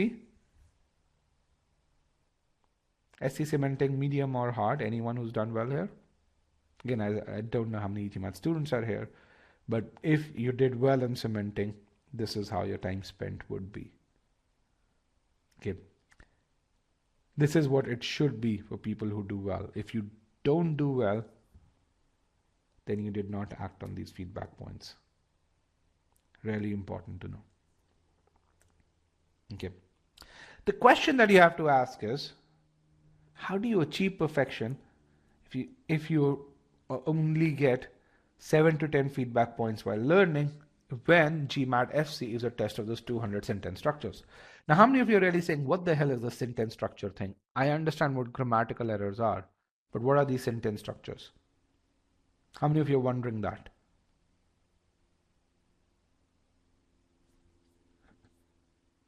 No one else? Okay. So let's see what these sentence structures are by solving a question. Okay. I'm going to give you a question. I want you to solve that question the way you would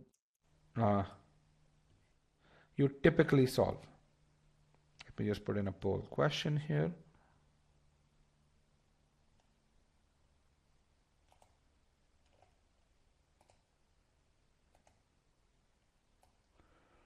Here's a poll question. I'm going to reopen the poll.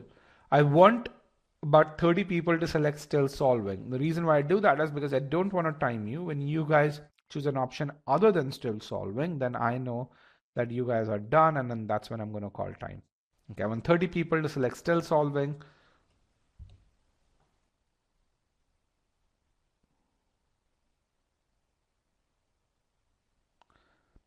16, 17, 18, 19. A few more people still solving. 21. Come on, guys, pull some energy. What happened? 24, 25, still solving. You do that, and then I'm going to remove broadcast results and show you the question stem. You'll see the question only when I get about 27, 28 people and still solving. I want to make sure I don't time you. I want to make sure you as a group time yourself. 29, 31. Good. Here is the question. Good luck, guys. I'm going to mute myself during this.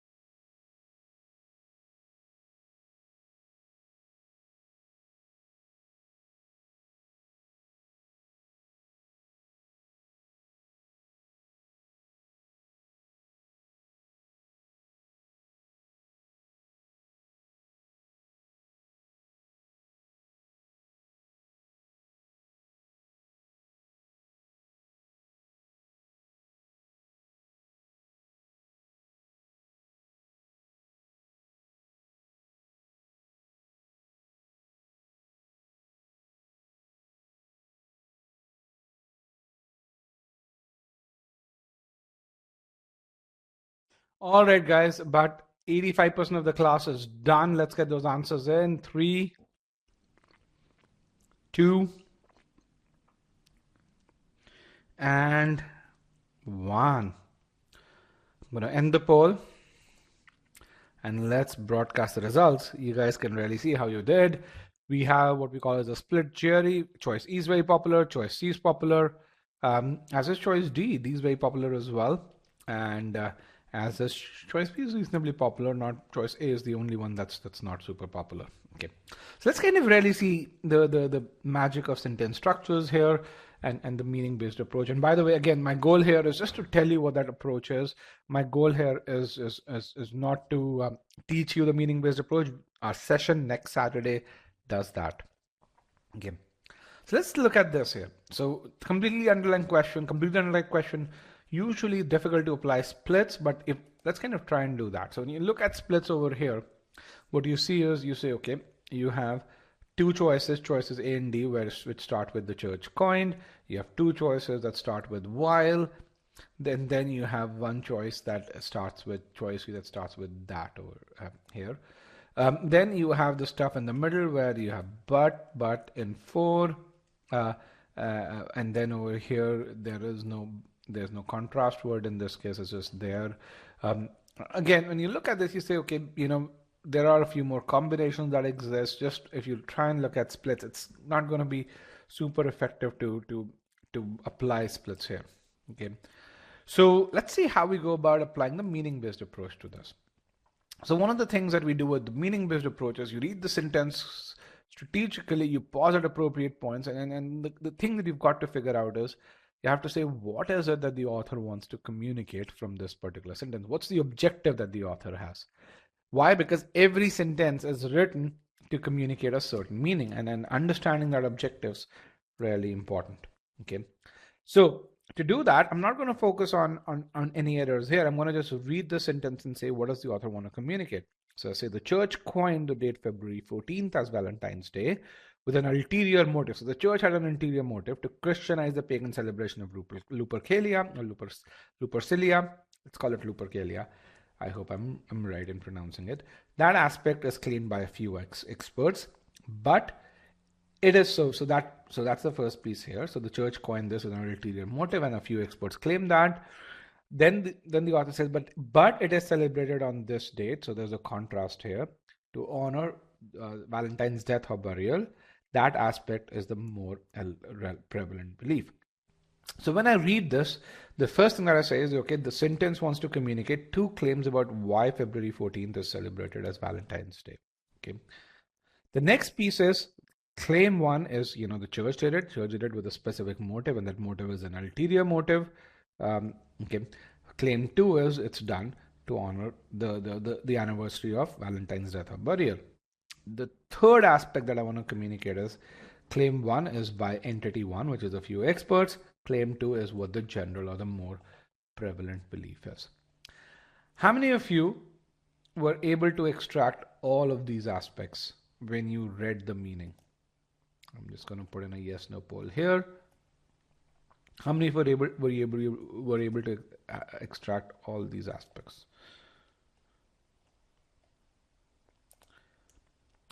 If you could not extract all of these aspects, then tell me which of the aspects 1, 2, or 3 were you not able to extract while you were solving this question yourself.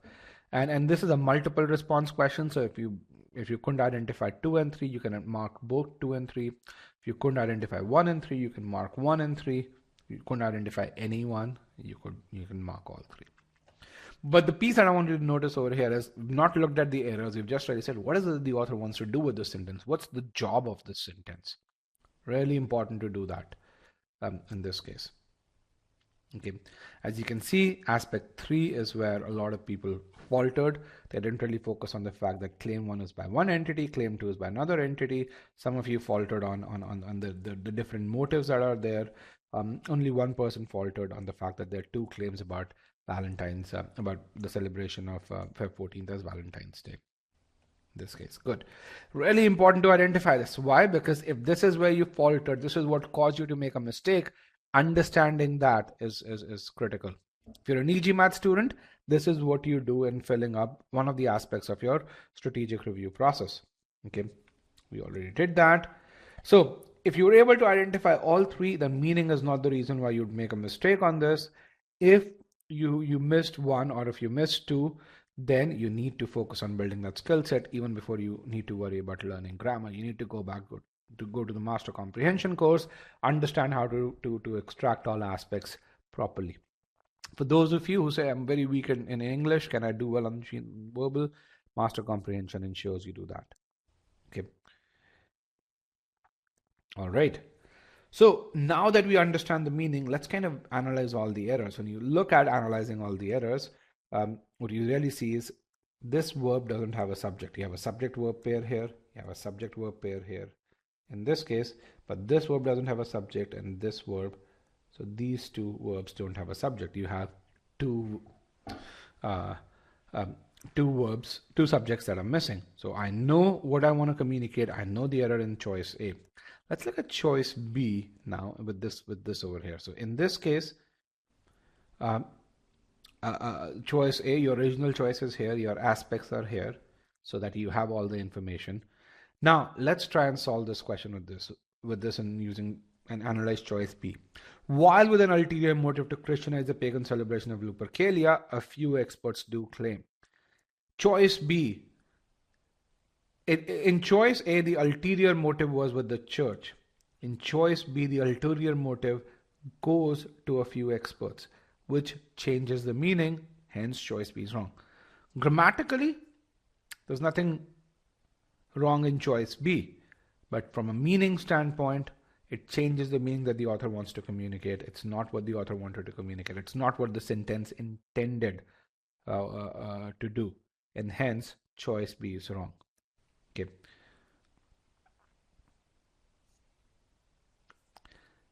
People who chose choice B, can you see why choice B is wrong? There were but 9 of you who chose choice B. Okay. And you also now see the importance of extracting aspects of meaning and how it helps you answer such questions.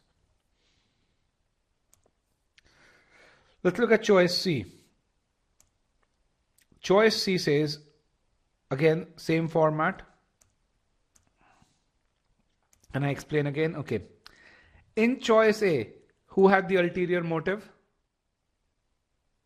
Who had the ulterior motive in choice A? The church or a few experts? The church.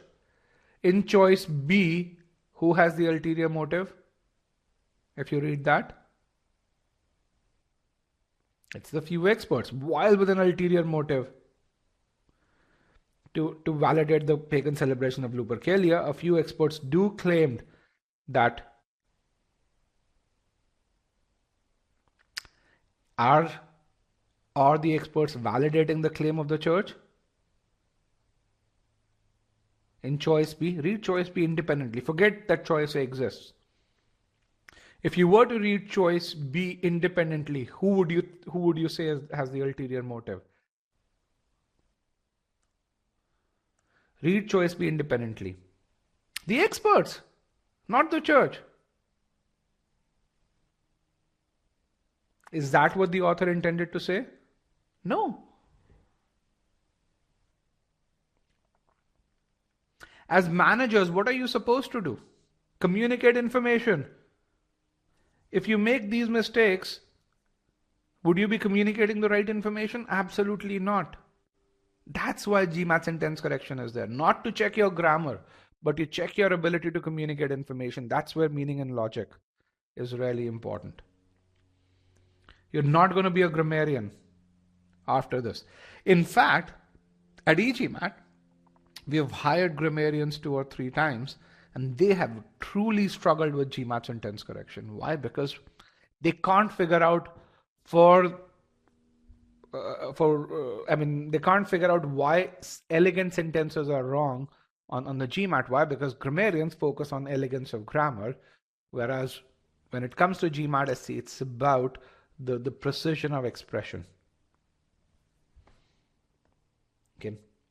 Let's look at choice C. A lot of you chose choice C here. Let's look at answer choices in choice C.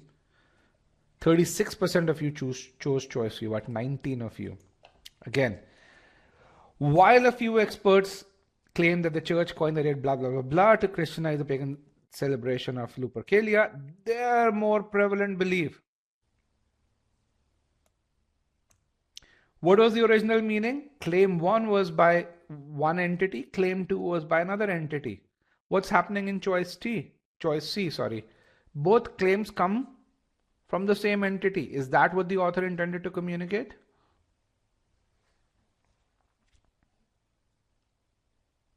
No. People who chose choice C, beautifully constructed, nothing grammatically wrong.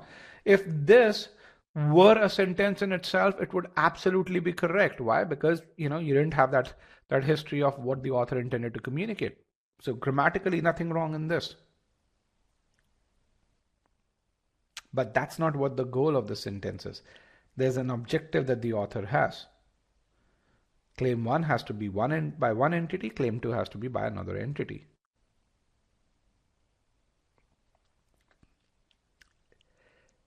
People who chose choice C, 36% or 19 of you, what are you going to do to ensure that you don't make the same mistake again?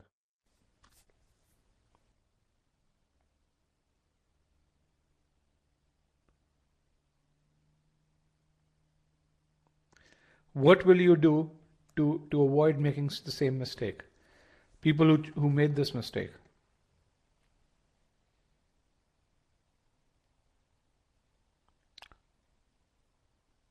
Okay, you're going to spend time on inferring the aspects, the job that the sentence has to do. Really important. Deconstruct it. It's not as much about grammar as it's about understanding the job that the sentence has to do. The only answer choice that was difficult to reject in this, if you focused on meaning, was choice D. Okay. And choice D has a nuance which, again, if you don't understand it, if you've not seen it before, you'd make a mistake. So choice D says the church coined the date February 14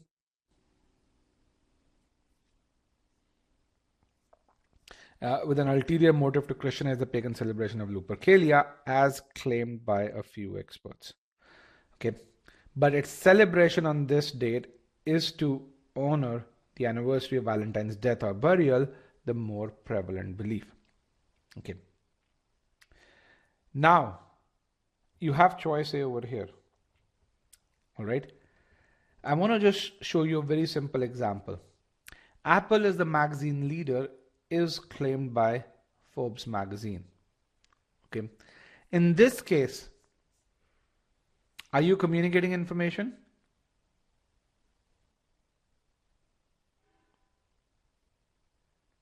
As a person, are you communicating information? Yes, you are. Are you making a claim here? Okay. Are you saying that Apple is the market leader? No. You're not making a claim. You're just saying Forbes magazine claims that Apple is the market leader. Okay. Really important. Should you be blamed if it turns out that someone takes your information and Apple doesn't turn out to be the market leader? Should you be blamed? No, you shouldn't be. All you did was communicate information. The Forbes magazine said that Apple is a market leader. I'm telling you so that you don't have to go about reading Forbes magazine. Okay. The only way you can be blamed is if Forbes magazine does not say that. But if it turns out that Apple is not the market leader, it's Forbes who needs to be blamed, not you. Okay. Everyone clear on this? Everyone clear?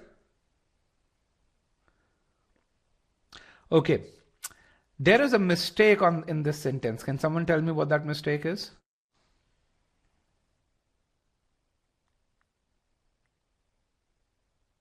What's the mistake? Grammatical mistake? No, comma. What is the subject verb mistake? Yes.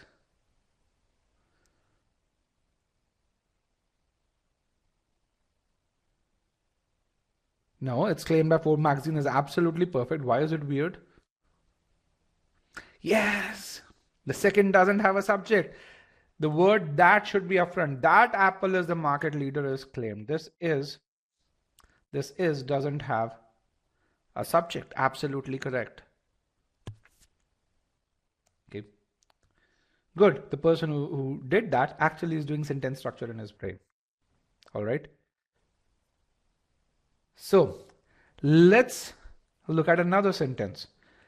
Apple is the market leader as claimed by Forbes magazine. Instead of is, we have as. Now, in this case, are you communicating information? Absolutely. Are you making a claim here? Yes. It's Forbes is making a claim, but you, by using the word as, you are backing the claim. Okay, so you are also making the claim. Should you be blamed if it turns out that Apple is not a market leader? Absolutely. Big difference here. And this difference is tested sometimes in SC, but it's tested again and again on RC. Anyone who's done RC, do you understand? Do you remember in RC you can infer only what the author states. When the author is communicating a piece of information, you can't infer that. Oh, why should you be blamed for this? Okay.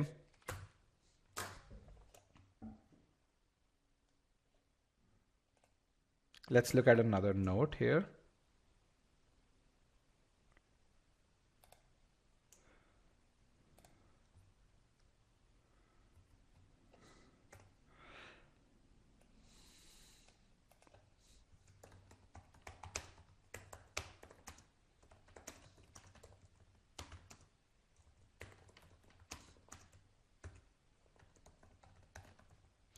Let's look at this statement. Harvard is the best business school as stated by Business Week. If you tell this to your friend, aren't you really saying two things? One,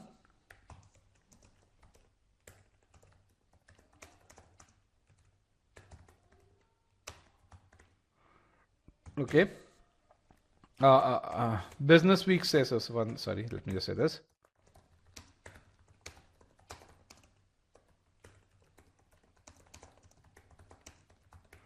I'm typing it out so that you can really see that.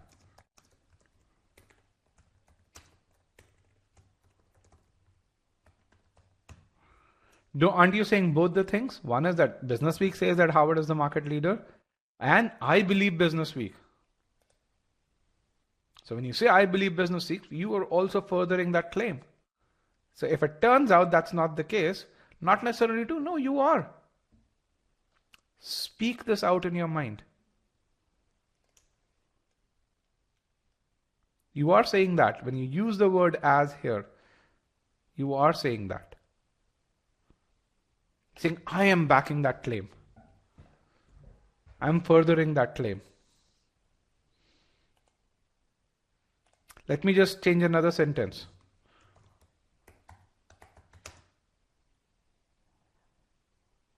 You didn't say, though I don't believe it. Don't add, though I don't believe it on this. Then you are adding that information. If you don't say, though I don't believe it, Moderna is more effective than, I think, I hope my spelling of AstraZeneca is correct, let's look at this sentence. Are you not saying I believe the test results? Are you not saying that in this?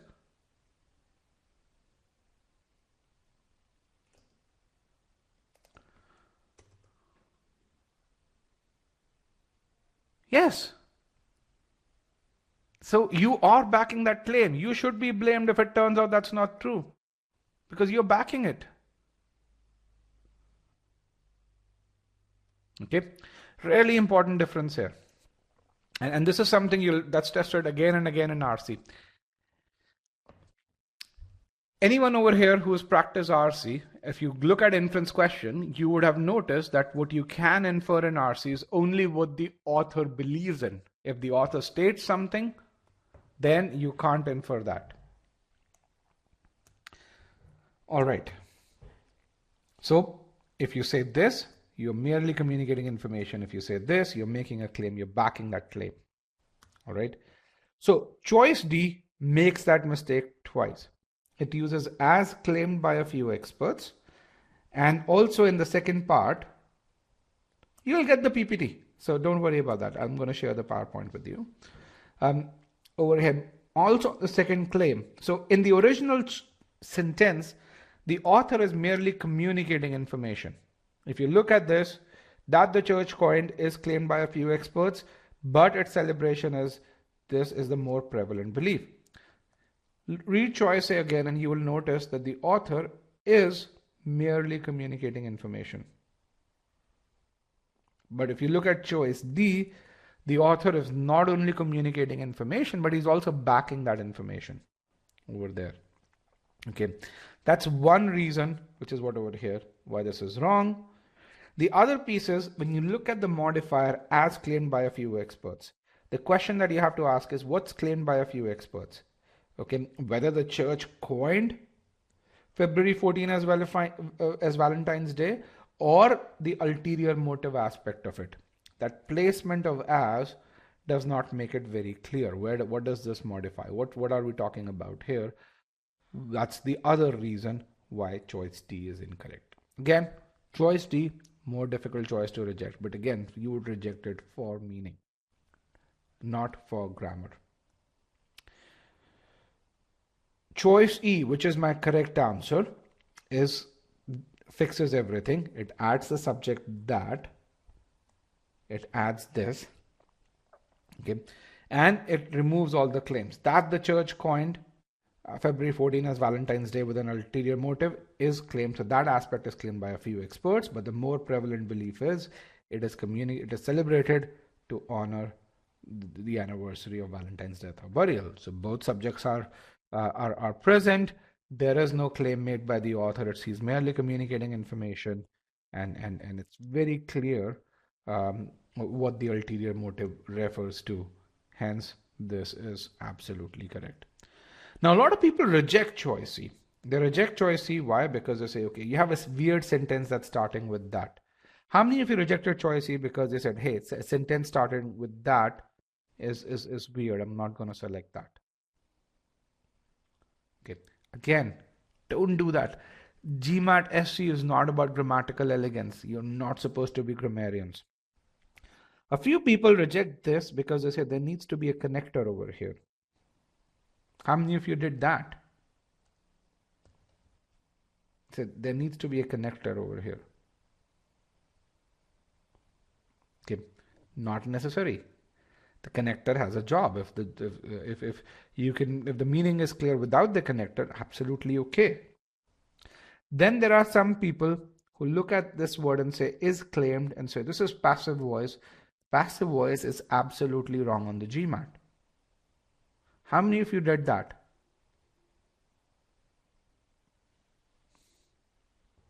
How many of you said, okay, passive voice wrong on the GMAT? Or if you didn't do it, how many of you have heard passive voice is wrong on the GMAT?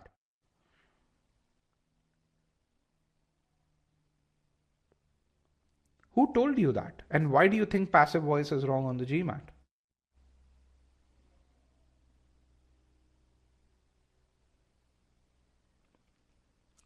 The person who told you that, has that person told you why it's wrong? Is there a reason given?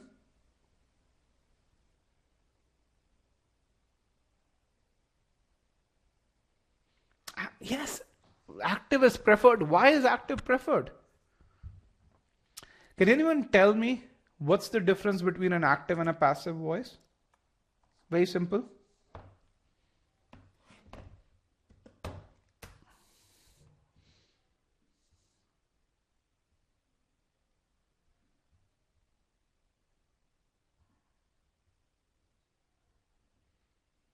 No. Let's look at that.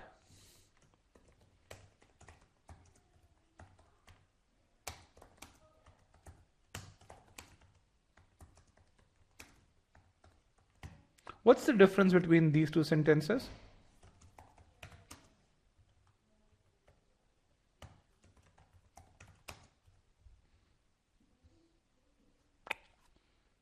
What's the difference here? Who did the action? Yes, information's missing. It's meaning. There is no who did the action. Now, if you really did, if I added this, the lawn was mowed by Ron, there's no reason why I would choose active over passive.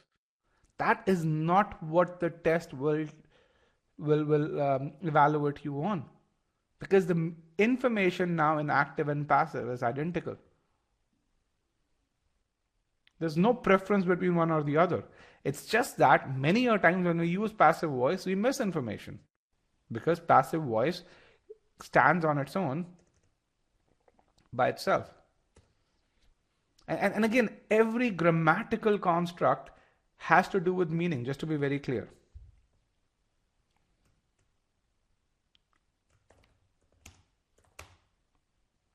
Let me show you a sentence. Okay. They is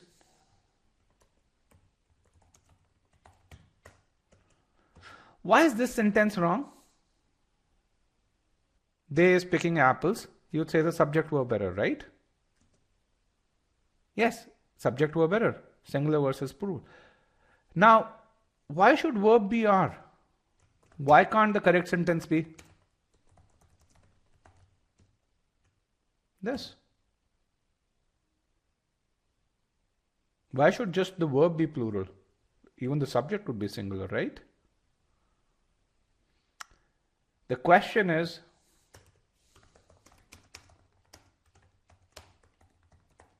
why do we need subject-verb agreement? Has anyone questioned that? Have you ever thought about it? Why should we have subject-verb agreement? Can you think?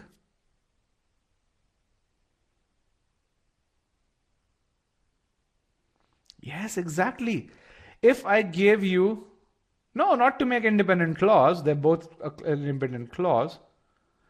If I gave you they is picking apples, how would you determine whether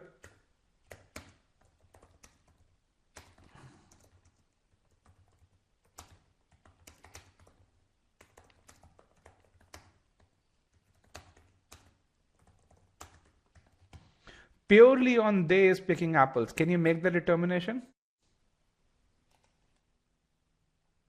Or in other words, can you figure out whether the subject is wrong or whether the verb is wrong? No. No. You could have made a mistake with regards to subject, right? The reason you need subject-verb agreement is because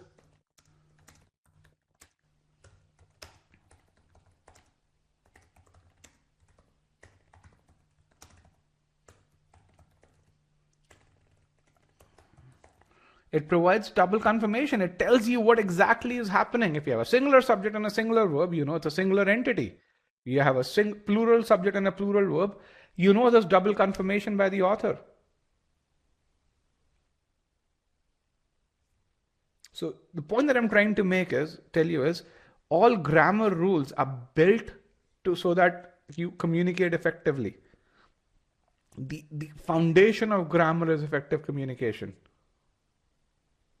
Okay, so and so you don't learn grammar, you learn effective communication, and so if you want to understand grammar, learn how to extract meaning, because that's the only way you're going to do that. Do you understand double confirmation here? For those of you who are not from a technical background, do you understand how this, when you have an agreement, you have double confirmation? Yes, that's why the rule exists. If there were, or in other words, if there were a way to provide exact meaning without subject verb, the rule wouldn't exist. Why would you even bother about it if I can communicate myself properly without subject verb agreement?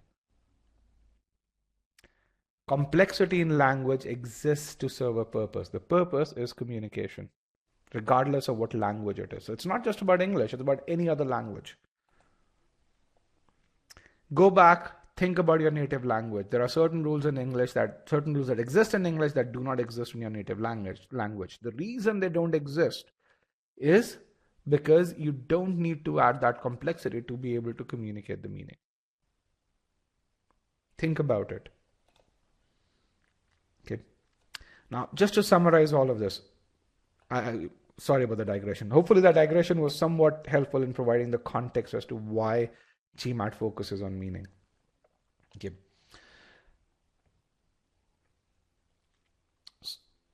So, in all of the options over here, the key thing over here is you fail to understand how the sentence structure distorted the meaning that you were supposed to communicate.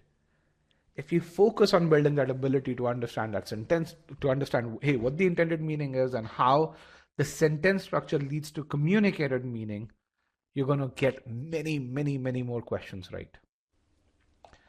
How many of you over here are e-GMAT students? Okay. If you're an e-GMAT student and if you are at that 70th percentile, you want to get to that 90th percentile. If you're at that 50th percentile, you want to get to that 70th percentile.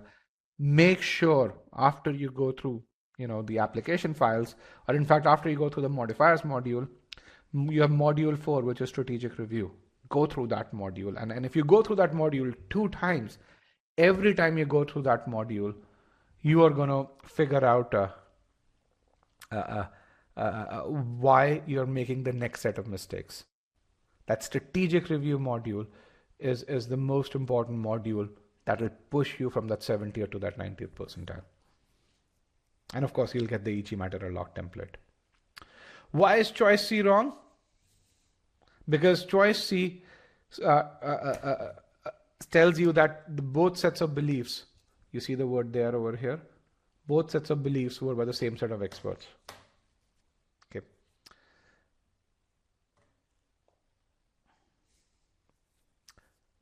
So, strategic review in every, whether it's SC, CR, or C quant, really important. Yeah, and D also has a modifier error. Okay. Which, by the way, leads to a meaning error. So, important thing, just one question. This question had about 12 sentence structures in there. Can you see that?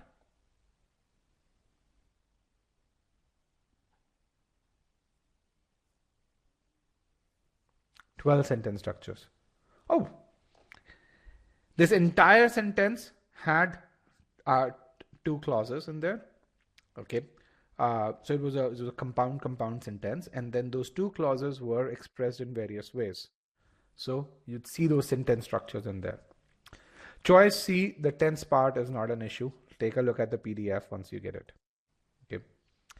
So the piece which is really important is if you want to get to that 90th percentile, you've got to achieve 65% accuracy on such questions. Really important. Okay. You achieve 65 to 70% accuracy on such questions, you would get to that 90th percentile. But to do that, it's not about solving these questions.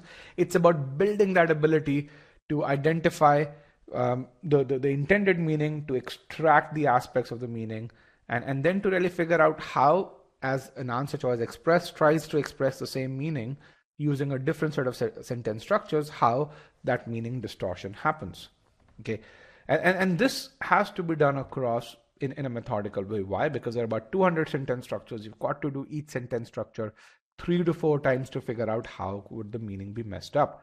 Now, given your starting ability, you may know about 100 out of these 200 sentence structures, and that's great. Some of you know 50, others know 100, some know 140, 150.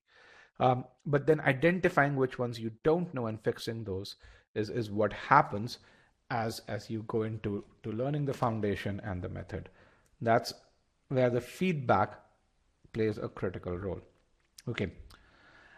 How many of you, when you did verb tenses application file, if you're an e-GMAT student, got a low score in your first attempt?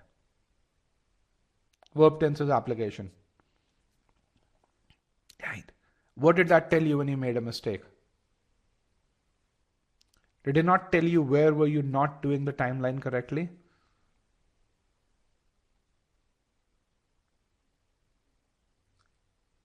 Similarly, modifier application file 1 or 2. If you got a score lower 60% or lower, 60% by the way is the median score on that file. So every learning entity on the e-GMAT platform is evaluated. We built specific content, specific tech to evaluate that. We extract about 50 data points from every 30 minutes of learning that you do on the platform. Okay. Now, if on that verb tenses file you reviewed your mistakes, the following practice quiz you would have done well. If you did not review the mistakes, the gaps would have remained, and the following practice file would have said you don't know enough of it to be moving forward. And that's the value of that feedback at that learning stage. That's the value of fixing those sentence structures right then and there. Okay. And for those of you really say, okay, how do we go about giving that feedback? If you go to our homepage, you have 2 videos here, and you can see how those personalized feedback points are there. Has anyone ever written to our support team here? Yes, okay, 1 person, not yet. If you're an e-GMAT student, if you've written to the support team, how detailed a response have you gotten?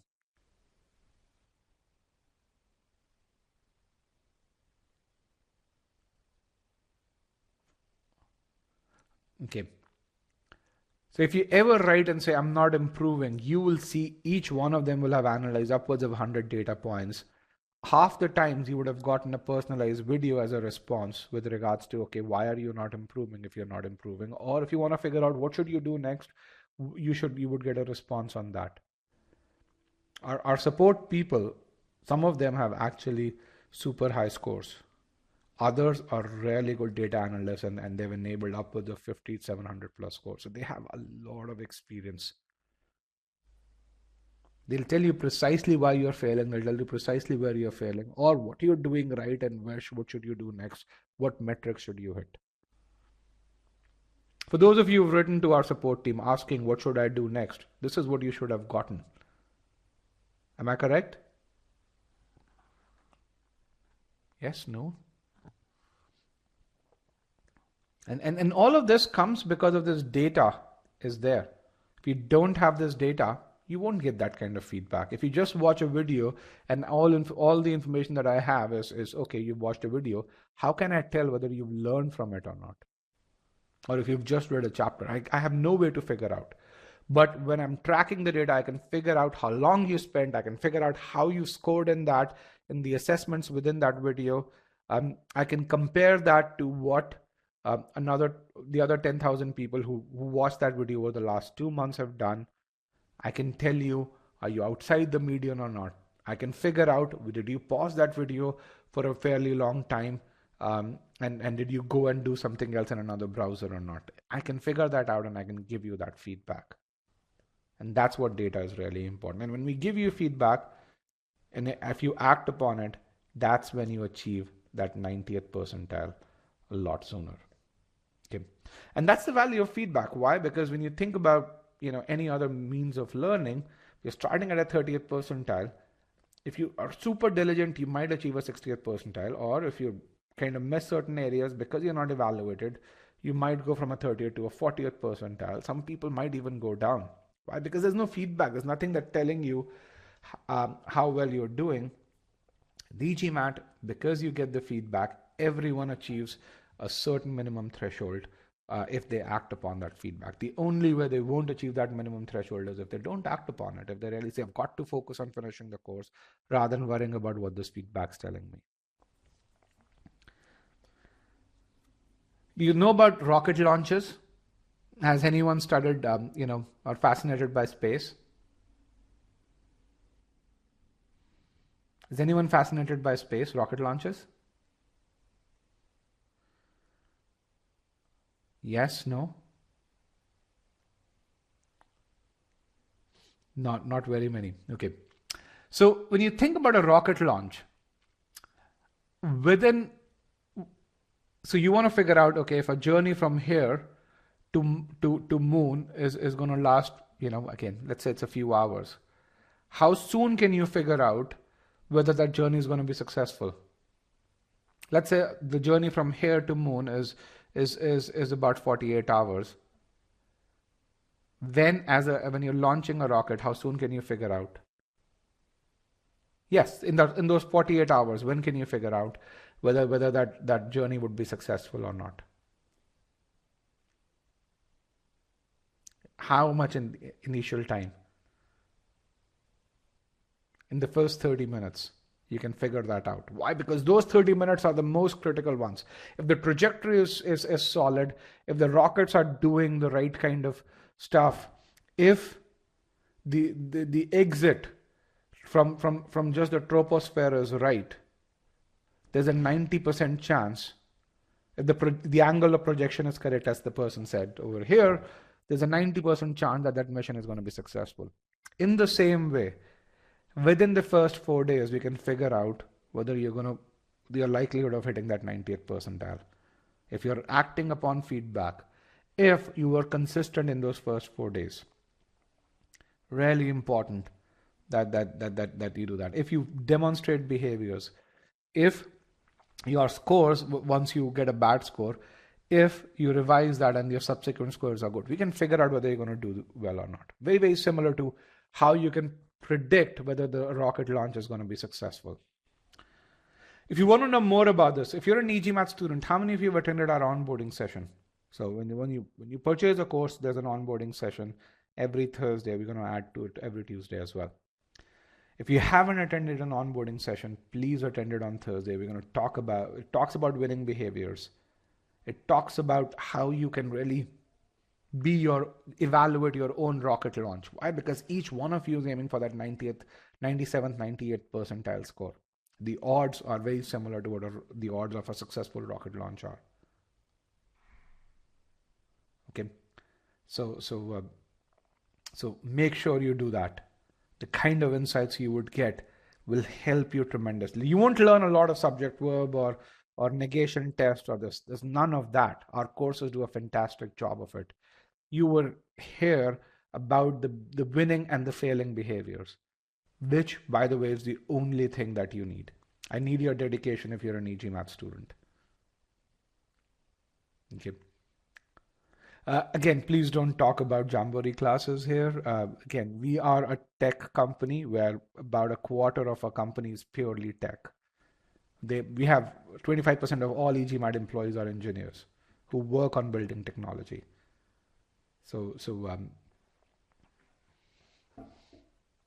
The lowest paid employee at e-GMAT probably is probably be paid more than 80% of what Jamboree employees are paid. So, and by the way, if you want to work at e-GMAT, if you're an e-GMAT student, if you go to our YouTube channel, you will really see what people at e-GMAT do, or look at some of our job postings. Okay.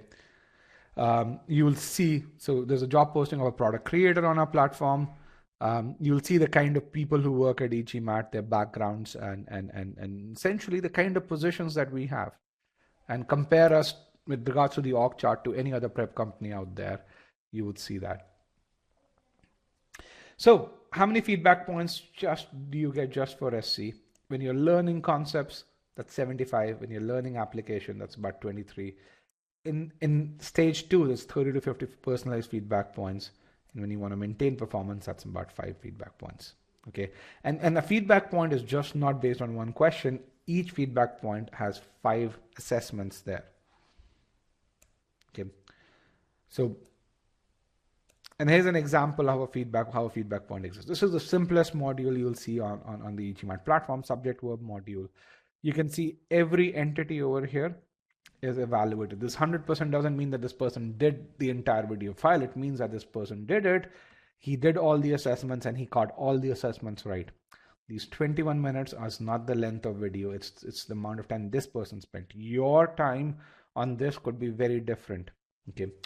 Now this SV application over here, this guy scored 60%, but he spent 47 minutes review, and that includes the review time, because the length of this file, we know the median time is about 30 minutes.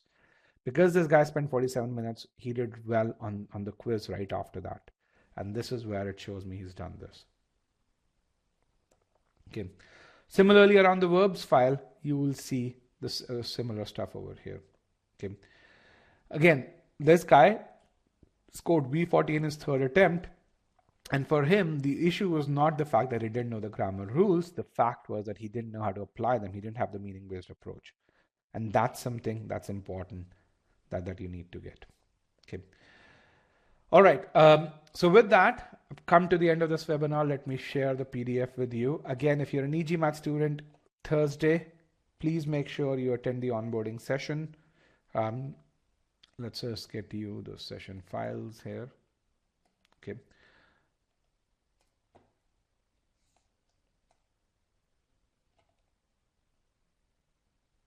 I'm taking more than the estimated time. Is that okay? Yes, that's absolutely okay. Hit the metrics. Really important. Again, remember, PSPs are estimates with about 80% accuracy. If it so happens that you're not completely focused during your study phase, you will take longer. As long as you're hitting the metrics, you can really, you should go about doing that.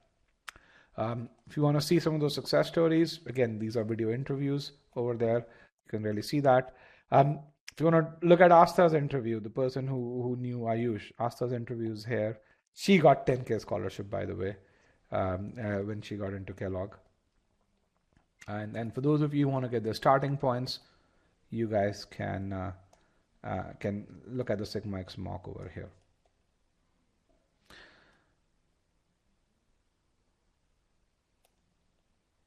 How much discount does e-GMAT offer to premier university graduates? We don't. Let me just be very clear. I mean, our courses are very affordable, and we focus on building courses and building products and solutions.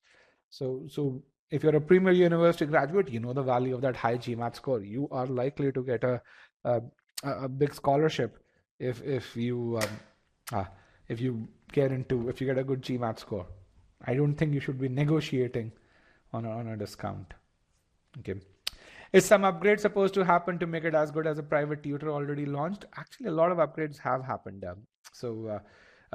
We completely revamped our support team I think we started hiring in February, and so our new support team is really revamped.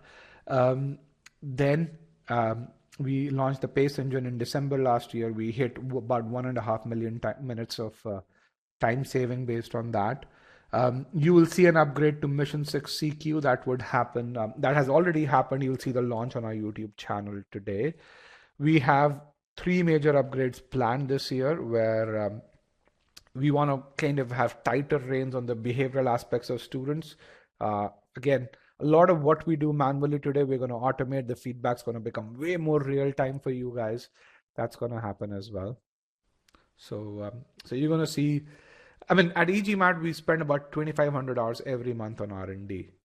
And a typical project needs about 15 to 18,000 hours of effort. So we constantly upgrade our products. I mean, last year we did Scholarium, we did Quant 2.0, we did PACE engine, and those were 3 major updates. We did about 9 minor updates to our platform. Overall. So again, when you invest that much time, you do that. A Quant 2.0 took about 1.5 years to make. So yeah, you're going to continue on seeing updates. Strategic review, the files that you see towards the end, that happened November of last year. How do you get enrolled as a student? Just go to the buy page and buy the course.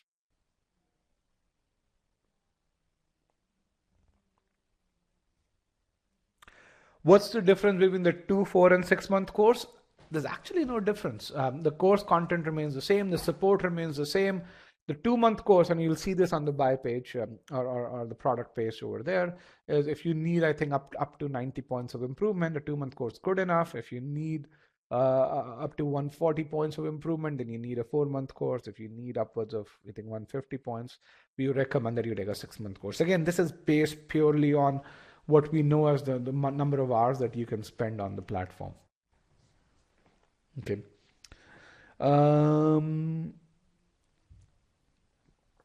Q49, V28, I really like the Q49. Just shows that you need to focus on this. If you've scored Q49 V28, again, V28 shows you're at a 50th percentile ability. You have to figure out what that V28 is composed of. Are you particularly weak in one subsection versus the other, and accordingly start with the right stage of learning in that case. Your test date is August. I've been studying and not seeing much improvement. Which program should I choose? Again, the program doesn't matter. I want to because it's the same content, it's the duration that's there. If you need more than 150 points, go for the 6-month program. If you need between 100 and 150 points of improvement, go with the 4-month program. Again, it's purely based on number of times. Again, you can start with the 2-month course and upgrade and extend the course. That costs $79 a month. So either way, you get the same content, you get the same support, you get the same tracking, you get the same feedback. So our courses, one way or the other, are not different. What do I do if I spend a lot of time following an approach to solve a question? Figure out why you take that long. I mean, let's say you spend a lot of time answering an SC question. Which step do you take longer? Is it identifying the meaning? Is it identifying the errors once you have identified the meaning? Or is it evaluating the answer choices? Once you identify which step you've made a mistake, we can really then figure out what's the remedial action is. For example, if you're taking very long to extract all the aspects, what this means is that the sentence structures that are there in the examples are very new to you. So in that case, as you go through the course, you will see repetition of those sentence structures, and that time would go down. Remember this.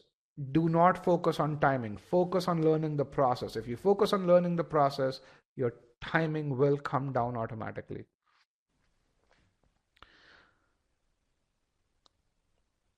How do you verify your starting score? Take a Sigma X mock. It's there on the left-hand side.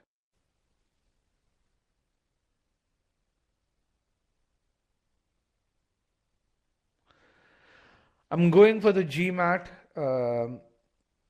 for the first time. But after proper preparation, how should I proceed at this point of time? I'm looking for guided preparation. Take a Sigma X mock, write to our support team. You can write to me at rajat@e-gmat.com and then, go from there. But let's first get your starting score, build that study plan. Okay. I've currently have 2 years of work experience. Should I wait for a few years for top colleges or go ahead with my prep? So I always recommend people to if you can take the GMAT early on, congratulations, do that. Your score's valid for 5 years. That way, you can get done with your preparation for the GMAT and focus on your job. When you focus on your job, you do well on your job, you get a really good letter of recommendation. As I said, remember, scholarships and admits depend on your GMAT score as well as the quality of your experience, and a good letter of recommendation is a really good validation of the quality of your experience.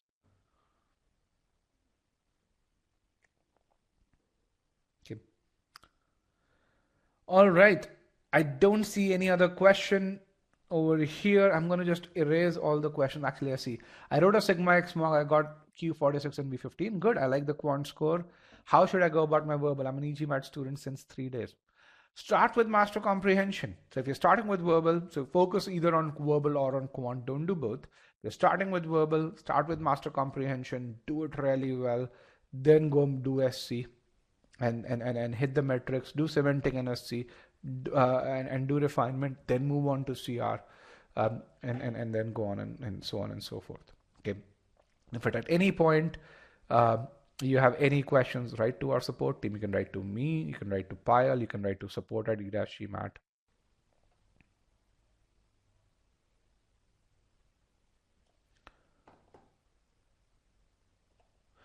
What should be the time, May, June, etc. should be ready for admission? So round 1, so there's rolling admissions that certain schools have. Darden, for example, has early action rounds, and then Tuck, I think, has an early action round. A few other schools.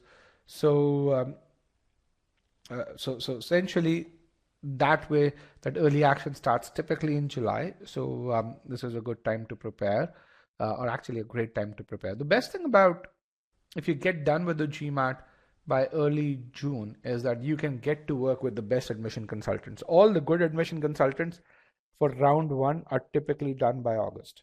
Let me be very clear. So there are very few admission consultants that are available after August. So get done with your GMAT by end of July. Put in that effort. That way, for round one, you still have August to work with, and you still have at least some good admission consultants to work with. What should be the time I should be ready for the score for admission? I'm an ex-defense officer starting from a Q24 V19. Is it very low? Yeah, Q24 V19 is a low score. Absolutely. I'm targeting the exam in the first week of August. You will have to spend more time. Let me be very clear. If you're starting at a Q24 and V19, you're looking at about 300 to 400 hours of preparation. Okay. And this means that you'll have to spend more time during a day, typically about 4 to 4.5 hours during the day. If you can do that, and this means that you can spend about 100 hours during a month, you can be ready in the first week of August. Again, really important you track those metrics. Okay.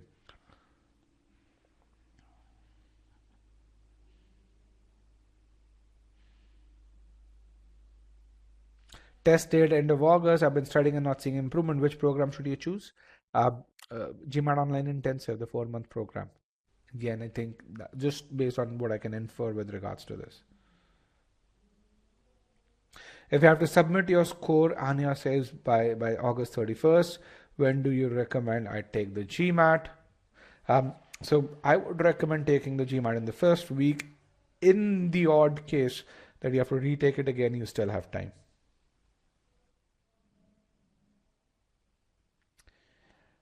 Q21, V21, how much time do you think you would need to again, about 400 hours of preparation. Depends on how long does it take for you to put in a good dedicated 400 hours. Some people need 6 months, others can spend that time in 2 months, depends on where else are you going to spend that time.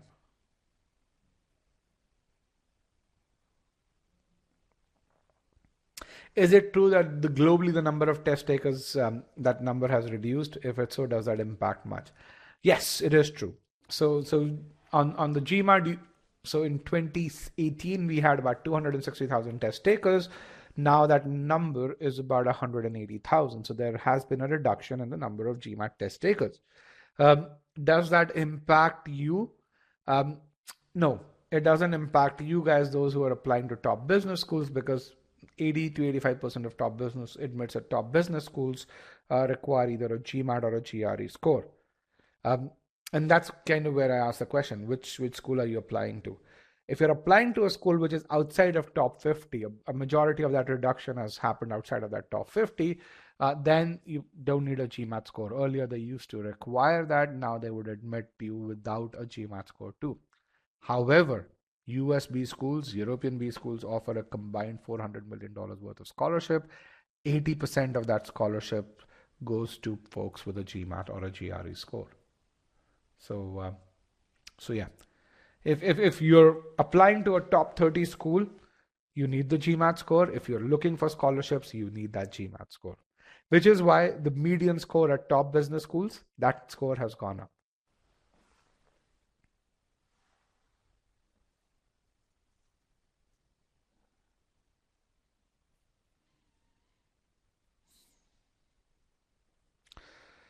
Student says, I scored 650 in my mocks consistently, but I scored only a 500 on the GMAT. Any suggestion? What should you do next?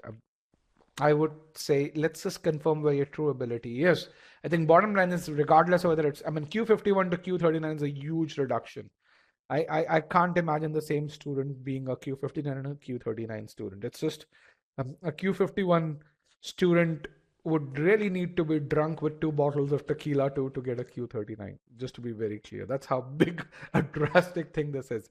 So the first thing is, let's kind of figure out what your true quant ability is. Verbal ability, V27 to V20, I've seen that's a normal thing, because V27 puts you in that 45th percentile bracket. It shows that you don't know how to apply concepts, and V27 can very quickly go down to a V30, a V20, because essentially if you get a few difficult questions, your brain messes up and that goes there. Quant does not happen. So the first step, if you were an e-GMAT student, I would validate what your ability is through our methods. And if you truly had that unfortunate thing about your brain not being in the right place on that day, then I'm not going to worry a whole lot about quant. I'm going to focus on verbal.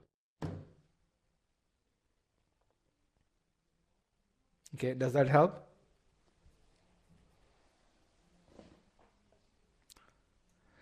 Is there no negative marking? Negative marking is a very interesting concept. So a lot of people think negative marking is just when you get a question mark, when you get a question wrong, you actually, it reduces the points that you get. That's in the classical sense, that's what negative marking is. On the GMAT, what happens when you get a question wrong? The next question that comes in, or the next set of questions that come in, they reduce in difficulty, which means you lose on the opportunity to score, to get maximum points out of the next question. Is that negative marking? I think so. Right? That is negative marking, because if you make a mistake, you're being robbed of an opportunity to get the maximum out of the next question.